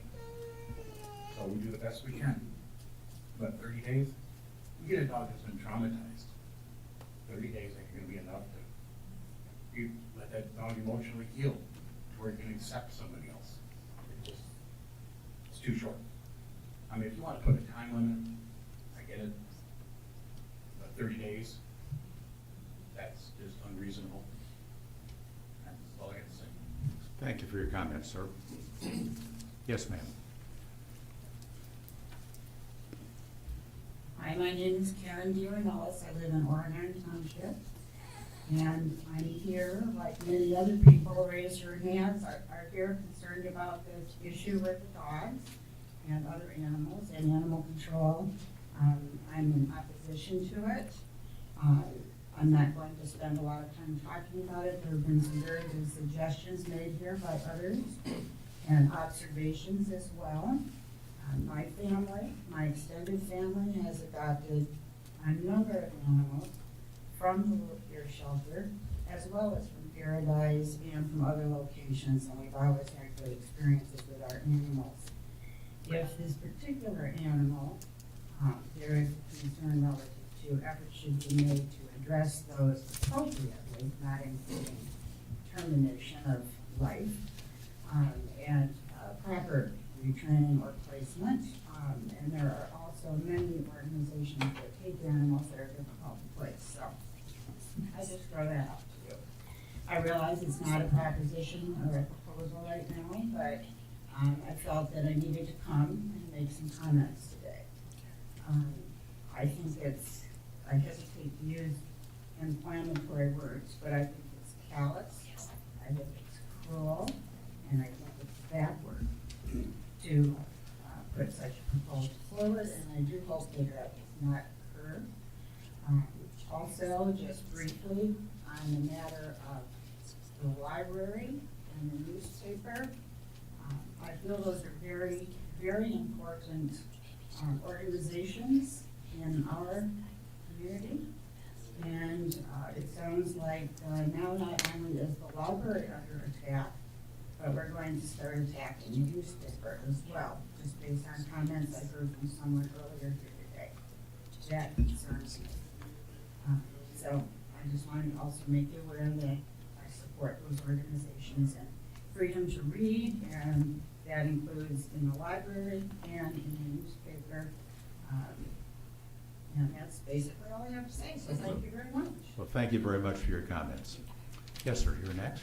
Good morning. Good morning. My name is Gregory. I appreciate your attention. I've been a CPA financial analyst for 45 years. So one of my questions, sorry I come to this without full knowledge, just heard about this morning, is what's the incremental cost of keeping a dog in the kennel? Not the sunk cost of the building, the deputy salaries during the day.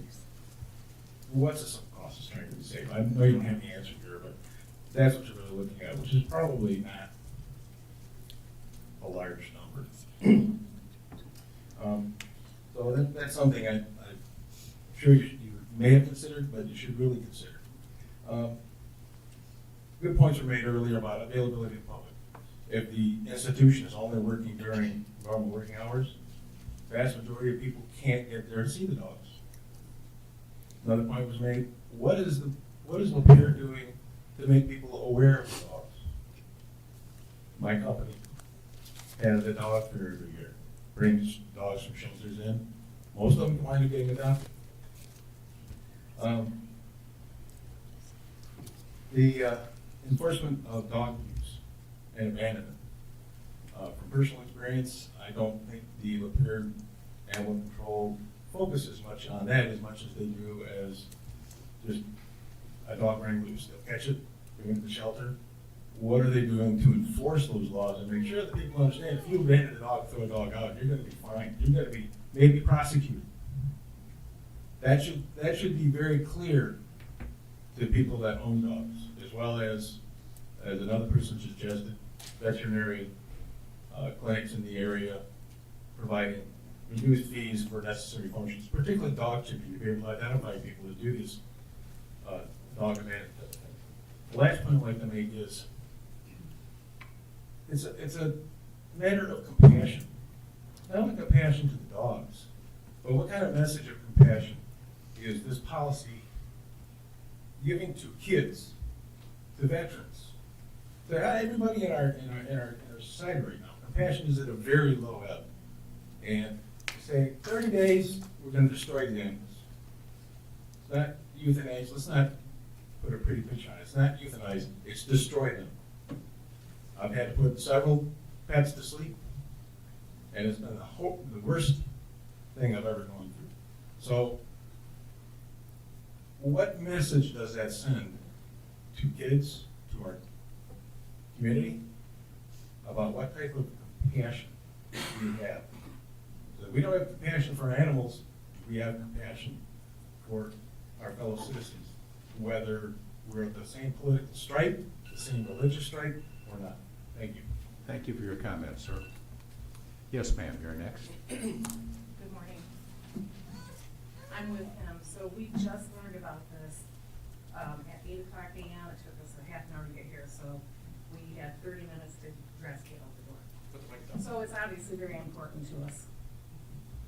I just wanted to make the comment that I don't know if you have prepared billing for how much this actually costs the county, but I know that everyone in this room has a dog or a cat, and we care about animals. And you are elected officials that are representing us. And I also know that most of us are just busy working our 80 hours a week, and going about our daily lives. Most people weren't informed of this. I know that if more people knew that this was actually even on the docket, there would be 10,000 people here voicing their opinions. So with all due respect, and I really respect what you do for our communities, I just want to, tell you that we have a voice here. We elect you to give out what we want in this community. And I believe that most people here would vote, if given the vote, and I don't know why we're not given the vote, but most people would vote to take care of these animals and have a no-kill shelter. So thank you for your time, and like I said, I wasn't prepared, I just wanted to voice my opinions. Thank you. Yep, thank you for your comments. Yes, ma'am, you're next.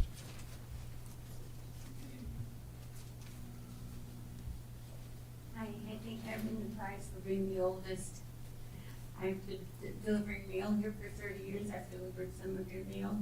I know a lot of dogs. And I don't discriminate. We rescue anybody, kids, animals, possums, dogs. And I don't believe that punishing the victim is the answer.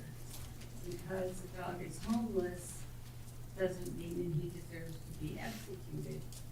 And I don't understand the 30-day arbitrary number.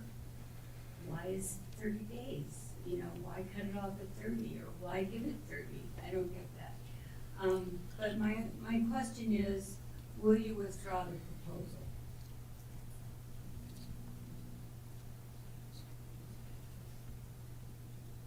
We don't respond to questions during public comment. That's my question. Yep, thank you. Next.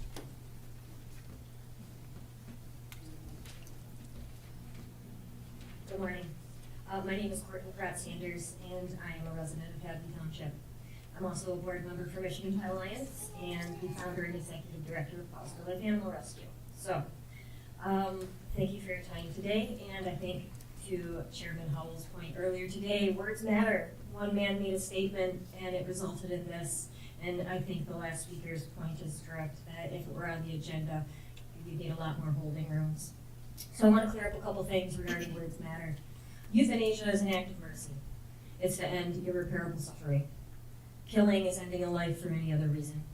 And so we're not talking about euthanasia, we're talking about killing our pets. I also want to talk about no-kill, what that means and what it doesn't mean. It means we're saving at least 90% of the animals that come into our shelter. It doesn't mean we're housing them and we're not caging them for 15 months.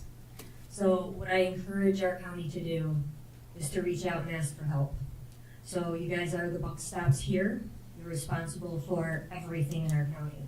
But you're not expected to be experts in everything in our county. So if we have a traffic problem, we call in experts on how to solve traffic problems. Right? If we have a business development issue, we start talking to the experts in business development. Animal welfare is no different. And there are experts locally, statewide, and nationally that are here to help. It's what we exist to do. So Michigan Pet Alliance is a statewide nonprofit. We represent people who care about animals. So shelters are members, counties are members, municipalities are members, elected officials are members, individual pet owners are members. And by taking that collective voice of all those hundreds and hundreds of Michiganders who care about this issue, we're able to speak with a lot more credibility. So we work in Lansing with our legislators, and we work on a local level to help solve community issues. And so I extend Michigan Pet Alliance's expertise, our knowledge, and our commitment to helping you solve a problem. But we need you to ask for help. And it's not just us, there are many others. So before we jump to any kind of solution like a 30-day kill policy, let's reach out to the experts and see what other solutions are before you. You've heard a lot of them today, and what they really boil down to is best practices. Every industry has those, and so does animal welfare. With that goes continuing education. Just because I learned a lot 20 years ago doesn't mean I know a lot today about that same issue, so we have to keep up. And one of the things we offer is education and training, because there's always something new, just like every other industry. So I invite you, I implore you, everyone behind me as well, to reach out and ask for help. We would love to help you form an animal welfare commission or review your current ordinances to see what needs updating, to walk through the shelter and tell them where we're lacking. accessibility is a big problem in this county. Just trying to come to this meeting at 9 a.m. on a Thursday, when most of us work a first shift job, isn't an accessibility. The shelter being open the way it is now is a problem. Thank you for your time. Thank you for your comments, and we appreciate your offer of assistance. We are not experts, and we appreciate that kind of input. Is there anybody else that wishes to speak?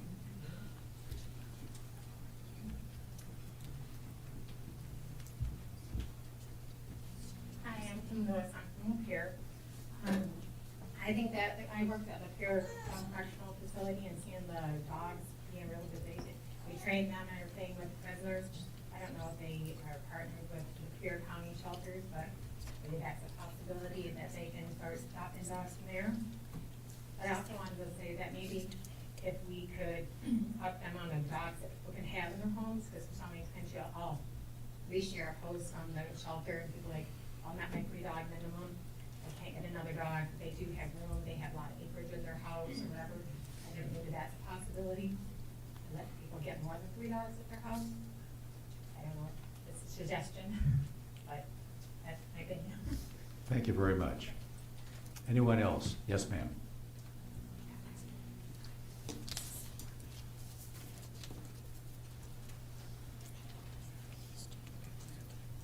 My name is Donna Harshfield. This is my husband, John. He's my support person.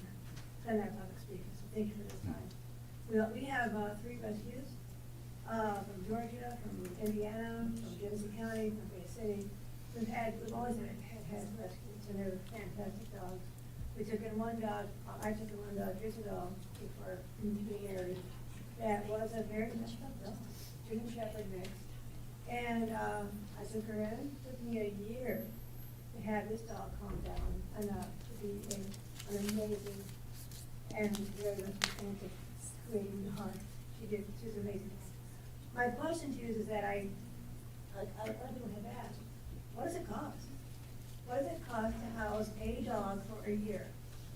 I'm sure with 34,000 plus households in this county, 88,000 plus people, I'm sure we can find $10 a household to take care of a dog for a year. That's what it'll cost. If you want to have $300,000, for example. I can't math up this morning. and 40 cents. Can we afford that? Per household. Not asking much. Also, I also was involved with a volunteer organization years ago where we were out on the streets, homeless animals, and we would take our own rescue dogs out, give them a can, and information, educational things, we've all talked about this, that we are going to educate these people, say, hey, this dog was a homeless dog, I took her in, and what a great dog she is. She became a therapy dog. She wasn't a very good therapy dog. But the point is that it was a great dog, a great support. We have, like I said, we have dogs from various places. So, answer the question, before you euthanize a dog or any other animal at that shelter, figure the math out. What does it cost? And are we willing to, as a community, to do not only the right thing, but the moral thing to save these animals? This is not their fault, it's our fault. Us humans have dumped these dogs. I cannot tell you how many dogs I see that are mentioned in the Lapeer County, Lapeer Lost and Found site that I go to. How many dogs have been dumped? Who's picking them up? Who's taking care of them? Someone else mentioned here before that these dogs were created by God, and it's our responsibility to take care of them. That's all I have to say. Thank you very much. Can I have a minute? Yes. I don't know if we got double time because there's 2 of us. You each get your 3 minutes. Okay. I will understand physical realities. I get that. But we also live in a spiritual realm. We all know that. Whatever religion we practice, whatever it is that we sense about a greater being, how we treat animals is of utmost importance to our internal essence. and how we treat animals, which we love in our homes. It's something about being human. I don't know how to quantify that. We all know that's important. 30 days is not reasonable. Now, the problem is caused by the irresponsibility of some people not to take their pet ownership seriously. So we need to subsidize for the errors that some people make. You know, I'm sure 90% of people are wonderful to their pets. If we have to increase perhaps the cost of dog tags and explain that, yeah, the dog tags go up from either $15 a year to $22, and explain it's because there are some people that don't take pet ownership seriously. I'm sure people will chip in the extra $7 or whatever the accountants figure it to be, but please think about us as human beings being caring for other animals that love us. It's a spiritual thing. That's what's most important in life. Physical reality, I get that, but let's think about what's really most important about being human. Thank you. Thank you. Thank you very much.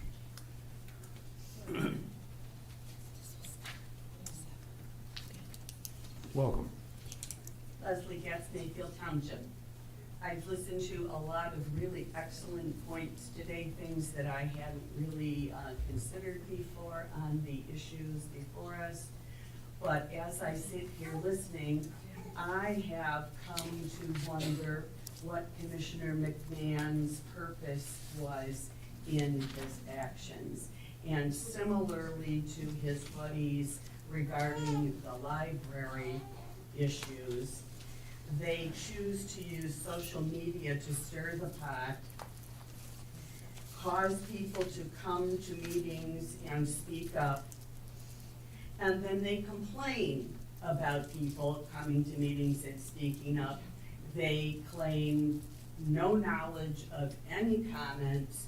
They claim not to have said any of these things, when we all see the stuff on social media and we all hear what they're talking about. I would question the purpose and the motives of my commissioner. You are making me ashamed of our county government, and you do not represent me as one of your constituents. No, you're not helping your cause by applauding. Next, please. Hi, my name is Debbie Hadrow, and I'm gonna start off by telling each and every one of you, I'm really peeved off. Because dogs, cats, monkeys, whatever, they deserve our love and care. They don't deserve for us to go backwards in Lapeer County. Come on. We deserve better than this. Not 30 days. Why in God's name are we going to go backwards? That's not even caring for animals. Why would you do that to them? Why? Why is this even going to be on the ballot? Why would you do that? Can you give us an explanation? Why would you want to kill an animal? All they do is care and love people. That's all they want to do. That's all they are here for. God gave them to us. We love them, they love us back. They're not here to hurt us. All I'm saying is, please, just take this off the ballot. It's not worth it. Money is nothing. Love is everything. That's all I've got to say. Very good, thank you. Next, we have a lady from Marathon Township. You've seen me before. My name is Rhonda Lauren from Marathon Township.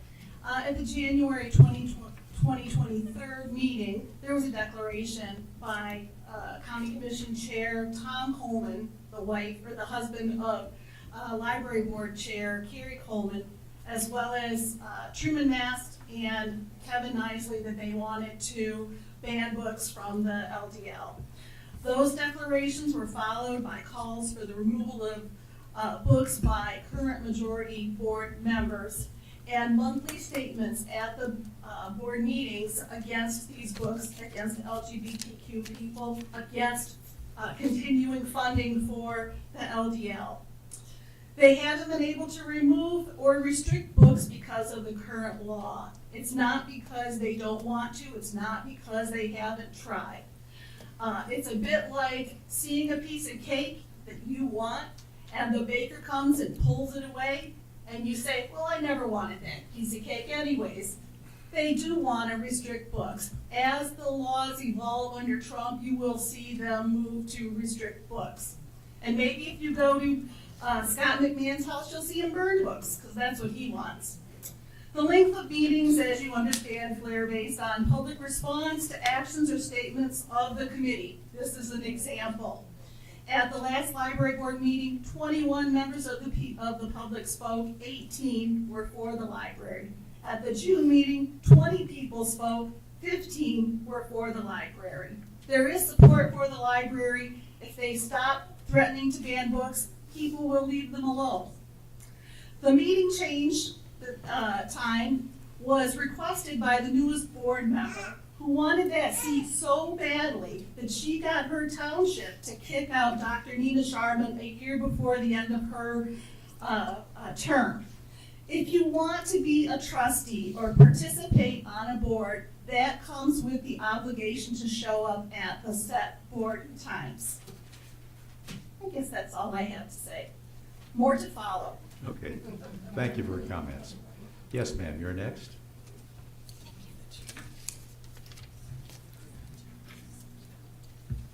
Hi, my name is Laura Enos, and I live in Oregon Township.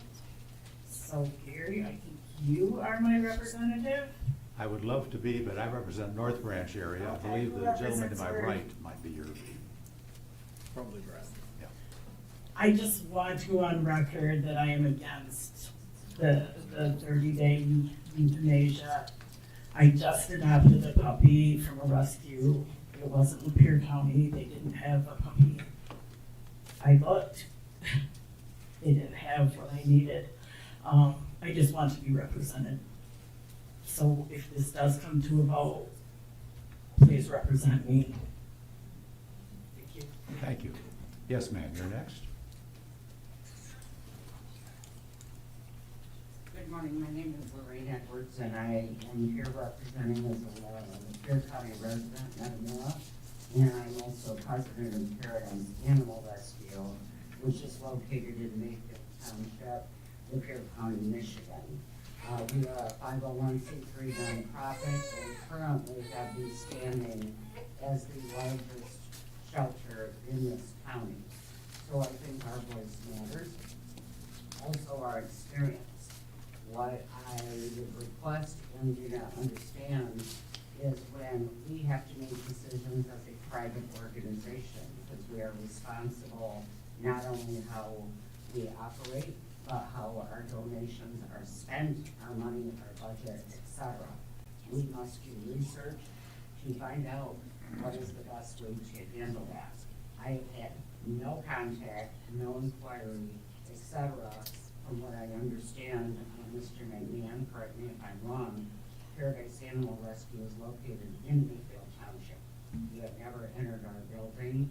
And the reason that I stated that way is we are all volunteer. I have exactly 3 paid employees, and those are necessary ones. Above that, we have 81 volunteers. Been in operation since 2003. The bottom line is the community is judged by how it treats its animals. The problem, anybody sit down, 3 minutes is not enough time. What is the biggest problem, not only in Lapeer County, but nationwide, is the lack of accountability to people that are mistreating, abandoning, and in Lapeer County, they do not get prosecuted. Areas that do enforce animal laws, the abandonment in this county is unbelievable. I invite anybody to come and sit at our desk for 4 hours when we're open on Saturday from 10 to 1, 10 to 2, answer the phone and you'll get a real good education. Accountability, there's no reason that these people are not prosecuted, etc. 30 days, whatever it is, pit bulls, whatever it is. It doesn't matter. Before pit bulls, it was Rottweilers. Before Rottweilers, it was German Shepherds. That is not solving the problem. The problem begins within the community, working and networking with other in the community, as well as asking the community. Okay, for example, Paradise Animal was having a problem about a year and a half ago. Some of our animals were sitting. We became proactive. We reached out. We know everybody in the community. We hired Miss Wendy Yaps. We turned it around. So for the first quarter of this year, our adoption rate for dogs, for example, exceeded what it was for all of 2023 and 24. I invite anybody to come into our shelter and visit. Thank you for your hard work and thank you for your organization. I know you do a lot of good in the county. Thank you. Anybody remaining that has a public comment? Okay, excellent, very educational process here. Next, we have anything from the administrator or the chief financial officer? You have nothing? Okay. The next item on the agenda is commissioner reports. Usually I make my comments last as chairman. However, I am going to be leaving quickly to go to the county fair in Imlay City because I'm a supporter of the 4-H and FFA programs and the grandkids of mine who work in those programs. So I'm going to take the prerogative to speak first, and then I'm going to turn the meeting over to Vice Chair Hagedorn. I'm going to the county fair because I'm deeply involved with animals. I've been a farmer all my life, and I can tell you that farmers care about animals in general. The focus here is dogs and cats, but it's a much broader concern than that. Because we have a farm in North Branch, I've discovered that we are a cat magnet. Frequently, they show up at our doorstep. And my wife is very tender-hearted. I think we have 4 in the barn and 2 in the house right now, every one of which was dropped by some uncaring person in front of our property because they thought, well, it's a barn, maybe somebody will take care of them. And I hope the press doesn't report this because I can't take many more cats. We bought the farm next door recently, and last week we discovered 4 kittens and another cat down there that somebody had obviously pushed out. It's outrageous that people treat animals in this manner. I think you know that this commission cares about this. We are appropriating a very large amount of money to build a brand new animal control facility in Lapeer County, which will be addressing some of the issues that people have addressed during public comments. I think it'll be a big improvement for our animal population and the services we can render. Just one comment on enforcement. Several people talked about enforcement. That resides with the Lapeer County prosecutor. He has to make the decisions whether or not to enforce the law. So if you have concerns along that, we are a budget group. We handle money, we can build a building, we can fund the personnel, but we cannot prosecute anybody. So you need to address those concerns to the county prosecutor if you want to see a more aggressive stance on that topic. And with that, I am going to bid you adieu and go to the Lapeer County Fair in Imlay City and watch the animals. So Vice Chair Hagedorn, if you would take over, I would deeply appreciate it. Commissioner Nidesley, would you like to go next? Sure, I will. This thing has grown a life of its own here the last week, and I've been watching all the public comments. And just to be clear, you know, and I really do, there's been a lot of very respectful remarks and comments from the public, and we appreciate that a lot. I had a dozen emails. I was able to take a couple calls and talk to people, my constituencies in my district anyway, on this issue, and kind of put to rest the fact that, you know, this is just, there is no proposal we're voting on. There is nothing we're even discussing right now. And there will be a time when we get to that. I love animals. I had 3 dogs. We had to put one down because he had cancer last year. We had barn cats. We've had everything, and I absolutely love animals. You know, you get a puppy, it represents 10 years of your life, but you're everything to that dog for its whole entire life, you know, and they love you unconditionally.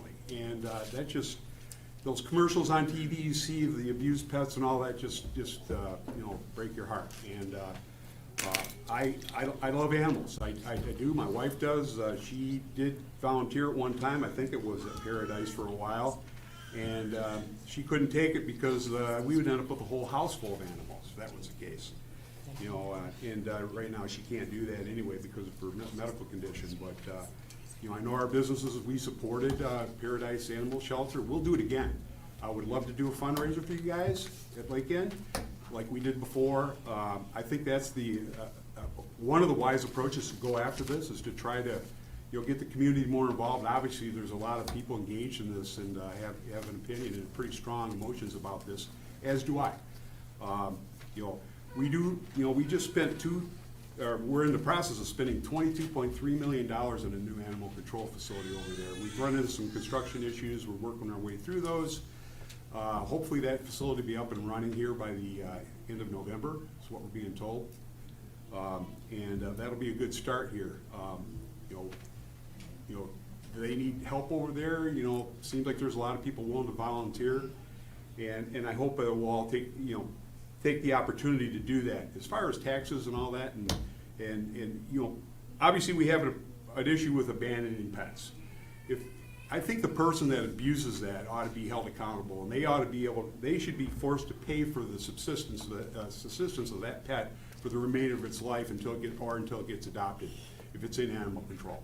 You know, and enforcement, just like the chairman said here, you know, that's a prosecutor issue, and I hope the prosecutor take a serious look at that, because I really think if you're given a citation for speeding or jaywalking, whatever, you know, you're forced to go to court and pay those. So maybe these people ought to come before. You know, we had a problem with staffing in the prosecutor's office, and I think we're caught up with that now, and maybe we can start taking these and you know, and start collecting those funds and to help animal control.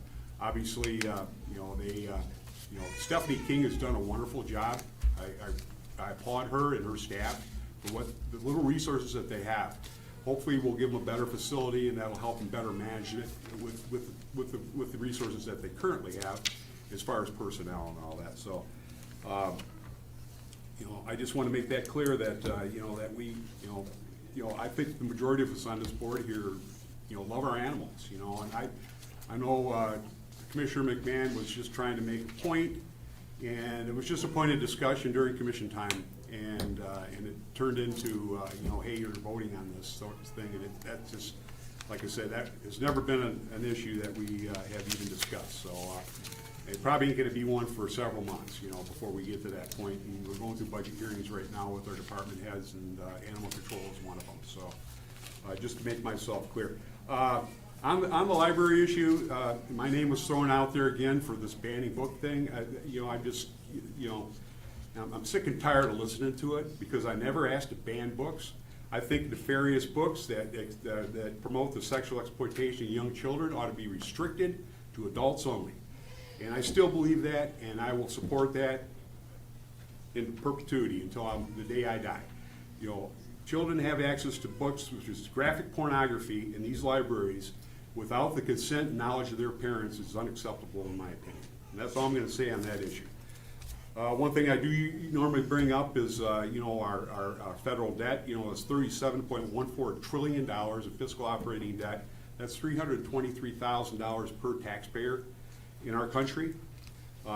We have a $2 trillion budget deficit, and we pay over $1 trillion a year in interest. Hopefully, you know, we can get some changes in the Fed here to get those interest rates lowered, which they should have been done already, so we can cut that down significantly and offer more opportunities for people to go out and get cheaper interest rates on mortgages, new cars, and what have you. But you know, we just passed a $9 billion DOGE cut, they call it, in the Congress, and you know, cut out a lot of meaningless things. You know, like millions of dollars going to Uganda for condoms and stupid things like that. Medicaid abusers, you know, legal aliens on Medicare, and people that are able to work are not working, you know, are costing that system billions of dollars, and those are the things that we're trying to. NPR and PBS is another one. You know, that, maybe that was a thing that was good at one time when we didn't have but 3 network TV channels back in the 60s, 70s. You know, now we have just about everything. If these entities are popular and can survive, they should be able to prosper on their own without government assistance and the taxpayers' money. And having said that, thank you all for coming out today. I appreciate the decorum, and you know, we'll work our way through this. And you know, I like I said, I love my animals and my puppies, and I know we all do. And Godspeed to us all. Thank you. Commissioner Wise? Thank you, Mr. Vice Chair. I typically don't make long political statements during my comments. I typically, and I will today, talk about the meetings I've attended since our last committee of the whole. I've been to the Metamora Township Board meeting and the Lapeer Township Board meeting, which are both in my district, and gave my reports to them, as well as the Village of Metamora to their village council. Yesterday, along with some other commissioners, had lunch at the Eastern Michigan State Fairgrounds. We were invited there by a couple of our commissioners who are not here today because they have such important positions with that fair, which is such a major undertaking for our community. The other thing I would make a comment, because I've heard a lot about volunteers, and volunteers make so much of our country work. Whether it be the animal control, whether it be your local church, whether it be the Friends of the Library, whatever it may be. And those of you who volunteer deserve our respect and our thanks, and you have it from me. And I also appreciate everybody coming out this morning. I mean, obviously it's a hot day out there, and I appreciate that people have the zeal for issues that may come before our board. I mean, animal control is not in front of us at this time. But again, I thank you all for coming in. Thank you. Commissioner McMahon? Thank you, Mr. Vice Chairman. So I'm really encouraged that so many people came today. And there was, we approved earlier at the beginning of this meeting the minutes for, I think it was the June 30th budget hearing that we had. And there were 0 members of the public at that meeting. And it became very clear, one of the departments that presented to us was animal control. And I think it became clear to all of us that there was a real issue, that there are many issues with animal control. Every year they come to us asking for more money. But even more than that, that there are dogs kind of piling up that need to be homed. And that there were, at that time, I think it was about a half a dozen dogs that we were told were largely pit bull breeds or mixes that had been there for at least 6 months. And that there was one that's been there since a year ago, April. And to me, I love dogs. My first dog was a rescue dog. And my dogs are a part of my family, and a very important part of my family. I went to, a week ago, I went to Animal Control and I met with Director King, and we talked for over an hour. I got a tour of the entire facility, and I would not describe, my heart broke as I walked through the part of the facility where the dogs are. And I understood why they don't want to bring the public in there, because I think it's pretty heartbreaking. I mean, you look, every single one of those dogs, I just wanted to play with them. And, you know, and it was clear that that's what they wanted for me, you know, and so it's heartbreaking. And it's not a good situation. And I would not describe the circumstances that they're in as humane. I think I agree with most of the comments here that those dogs really do deserve to be with the family. But there's a problem, At least there was a problem, and I'm very encouraged by the amount of the community that's come in here today, and I'm hoping that it's a problem that we can't fix. I mean, I jokingly, at that budget hearing, I jokingly said, okay, I got a solution. Each one of us adopt 4 dogs, and we'll take care of all 28 of these dogs. But, you know, that's not something that we can do. Like, I have as many dogs as I can handle with my 3 kids, so, and I'm a single dad, so I can't. But I would if I could. And I think a lot of people in here might be in a similar situation. And maybe and I know that there are organizations that help to find homes for dogs.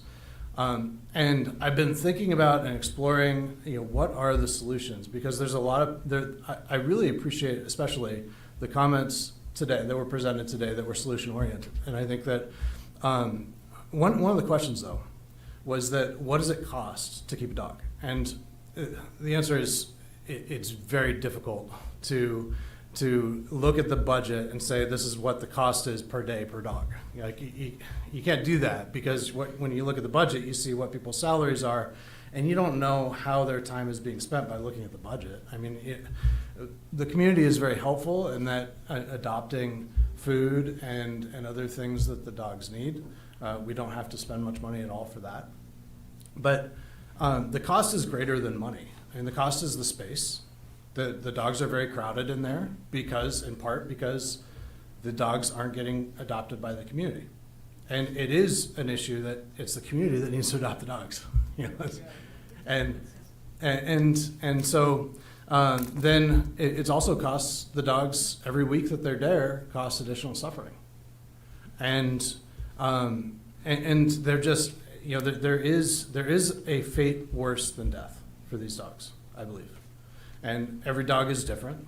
And some of them, Director King agreed with this. She said some of these dogs, they're just living their best life in there. Okay. And that could be. I totally buy that. That could be. They could be that content. But others, and she acknowledged this also, every day that they're in there is, it causes them severe trauma. And so the challenge with this issue and with just about every issue that we face as human beings and as a governing board is that it's not black and white. There's a lot of nuance. I agree with the statement that this is a moral thing, but sometimes the moral thing isn't keeping every dog alive indefinitely and running a long-term care facility at taxpayers' expense for every dog. And so there is and I'm definitely not attached to 30 days. This is not public time, please. Thank you. So I put it out there because I was hoping to draw more attention to this. And it worked. It was a starting point for discussion. It was not a proposal like this is something that we need to address, but I'm trying to bring more attention to the fact that we've got issues with animal control that we really need to find solutions for. I'm currently of the opinion, and my opinion can always be swayed with given facts, but I'm currently of the opinion that the problems, especially when it comes to access, not just ours, but I compare it to when you go to a puppy mill at the mall.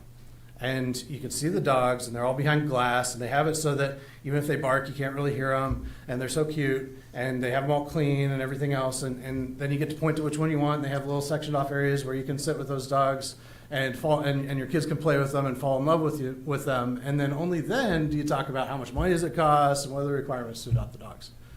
At the animal control, it's a very different process, and it's very, I come from a business background, it's very inhibitive towards sales. Like it's not easy for a person to adopt a dog. They have to look at a book and decide which dog they want to adopt, and then they have to fill out an application, as I understand it, and this is what I was told.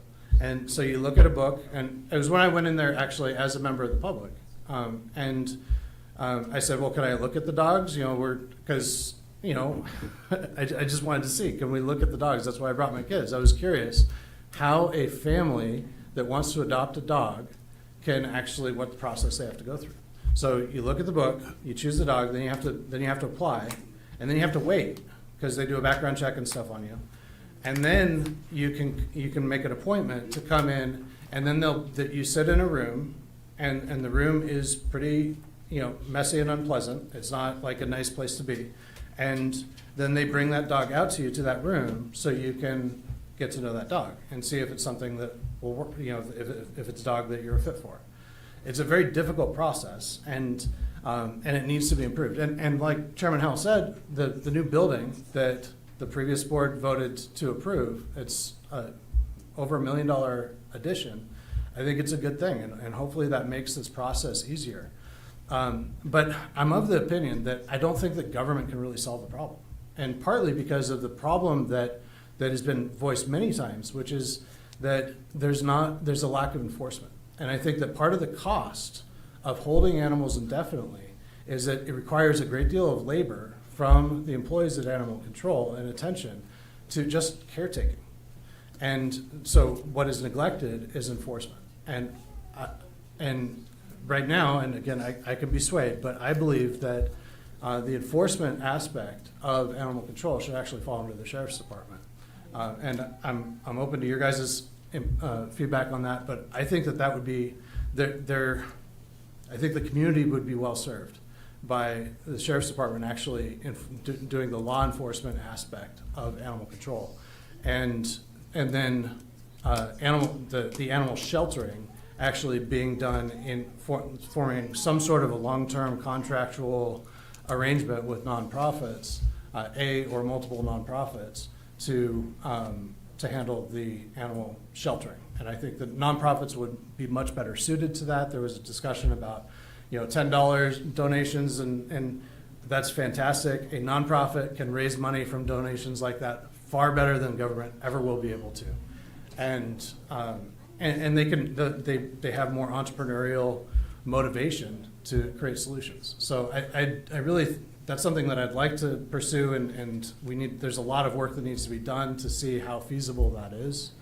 But in the end, that we've got a lot, there's a lot on our plate that's not just animal control. And part of what was motivating me is another thing that was mentioned today, which is Axe My Tax, which is endorsed by the chairman of the Republican Party of Michigan, and I completely disagree with it. I've been very vocal about that.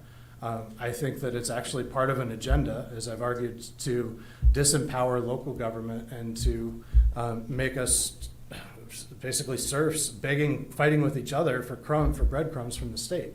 And it would take away our local sovereignty and control over our government. And I think that this issue that so many people here came today with an interest in animal control, it really illustrates the importance of local government and the services that we provide. And so, what Axe My Tax is, if you're not familiar, it would abolish property tax, which is local government's only real source of revenue. I mean, aside from state and federal grants, which always have strings attached to them. So, and it replaces that $17 billion statewide in locally generated property tax revenue with what would be, and I've done the math, about $3 billion from state revenue. So it would reduce our budgets by force by 70 to 80%. And animal control is one of these departments that's not state mandated. So there are aspects of animal control that are, but as a whole, we don't need to be sheltering. The government does not do homeless shelters. And it's my opinion that, we all support homeless shelters. I think homeless shelters are a good thing. I think animal shelters are a good thing. But I also think that animal shelters should be in the private realm rather than in the government realm.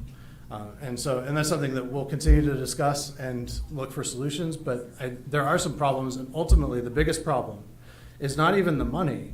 The biggest problem is that the dogs haven't been adopted. And so I hope that there are more dogs being adopted as a result of this. I hope that this, that we can make it easier to adopt dogs and to find good homes, forever homes for these dogs, and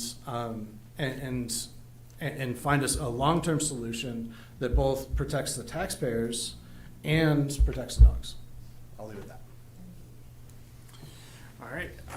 I got a few things I'd like to talk about. First up is Phil. I want to congratulate you on 26 years maybe it's poetic that you're here today. When I first met you, I thought your last name was Katz, which fit because you are the cat's meow. But I digress. Thank you for your years of service. I also want to congratulate, Monday I was at the City of Lapeer City Commission meeting. Got to see the pinning of new Sergeant Seth Parsh. Congratulations to him on his promotion. And I also want to congratulate new officer Nathan DeLong. I said it in the meeting there, I'll say it here. He was recruited by both the Sheriff's Department and the City of Lapeer, and he chose wrong. He chose the City of Lapeer. Should have came to the Sheriff's office. Sorry, Chief. But anyways, it is great to have such a great relationship between all of our municipalities. And then I don't know if she's still here, but I wanted to thank specifically the lady from Los Gatos who came and spoke. I grew up around dogs, and there was a point in my life where I would have been caught dead before having a cat. And when we were first elected, I don't know if you remember this, Commissioner Nicely, we took a tour of animal control. And there was this tiny, well, she's not tiny, there was this beautiful tabby cat, redhead, which I'm now learning that a female redhead or red tabby cat's rare. But anyways, she was this quiet little thing just sleeping. I was like, great, she'll fit right into a quiet home. And she rules the roost, and she is very, very, very boisterous. Should have named her Chewbacca, but anyways, I want to thank everybody for coming. Your comments did not fall on deaf ears, and with that, I'm looking for one more motion. Motion to adjourn. Support. We are adjourned. Thank you.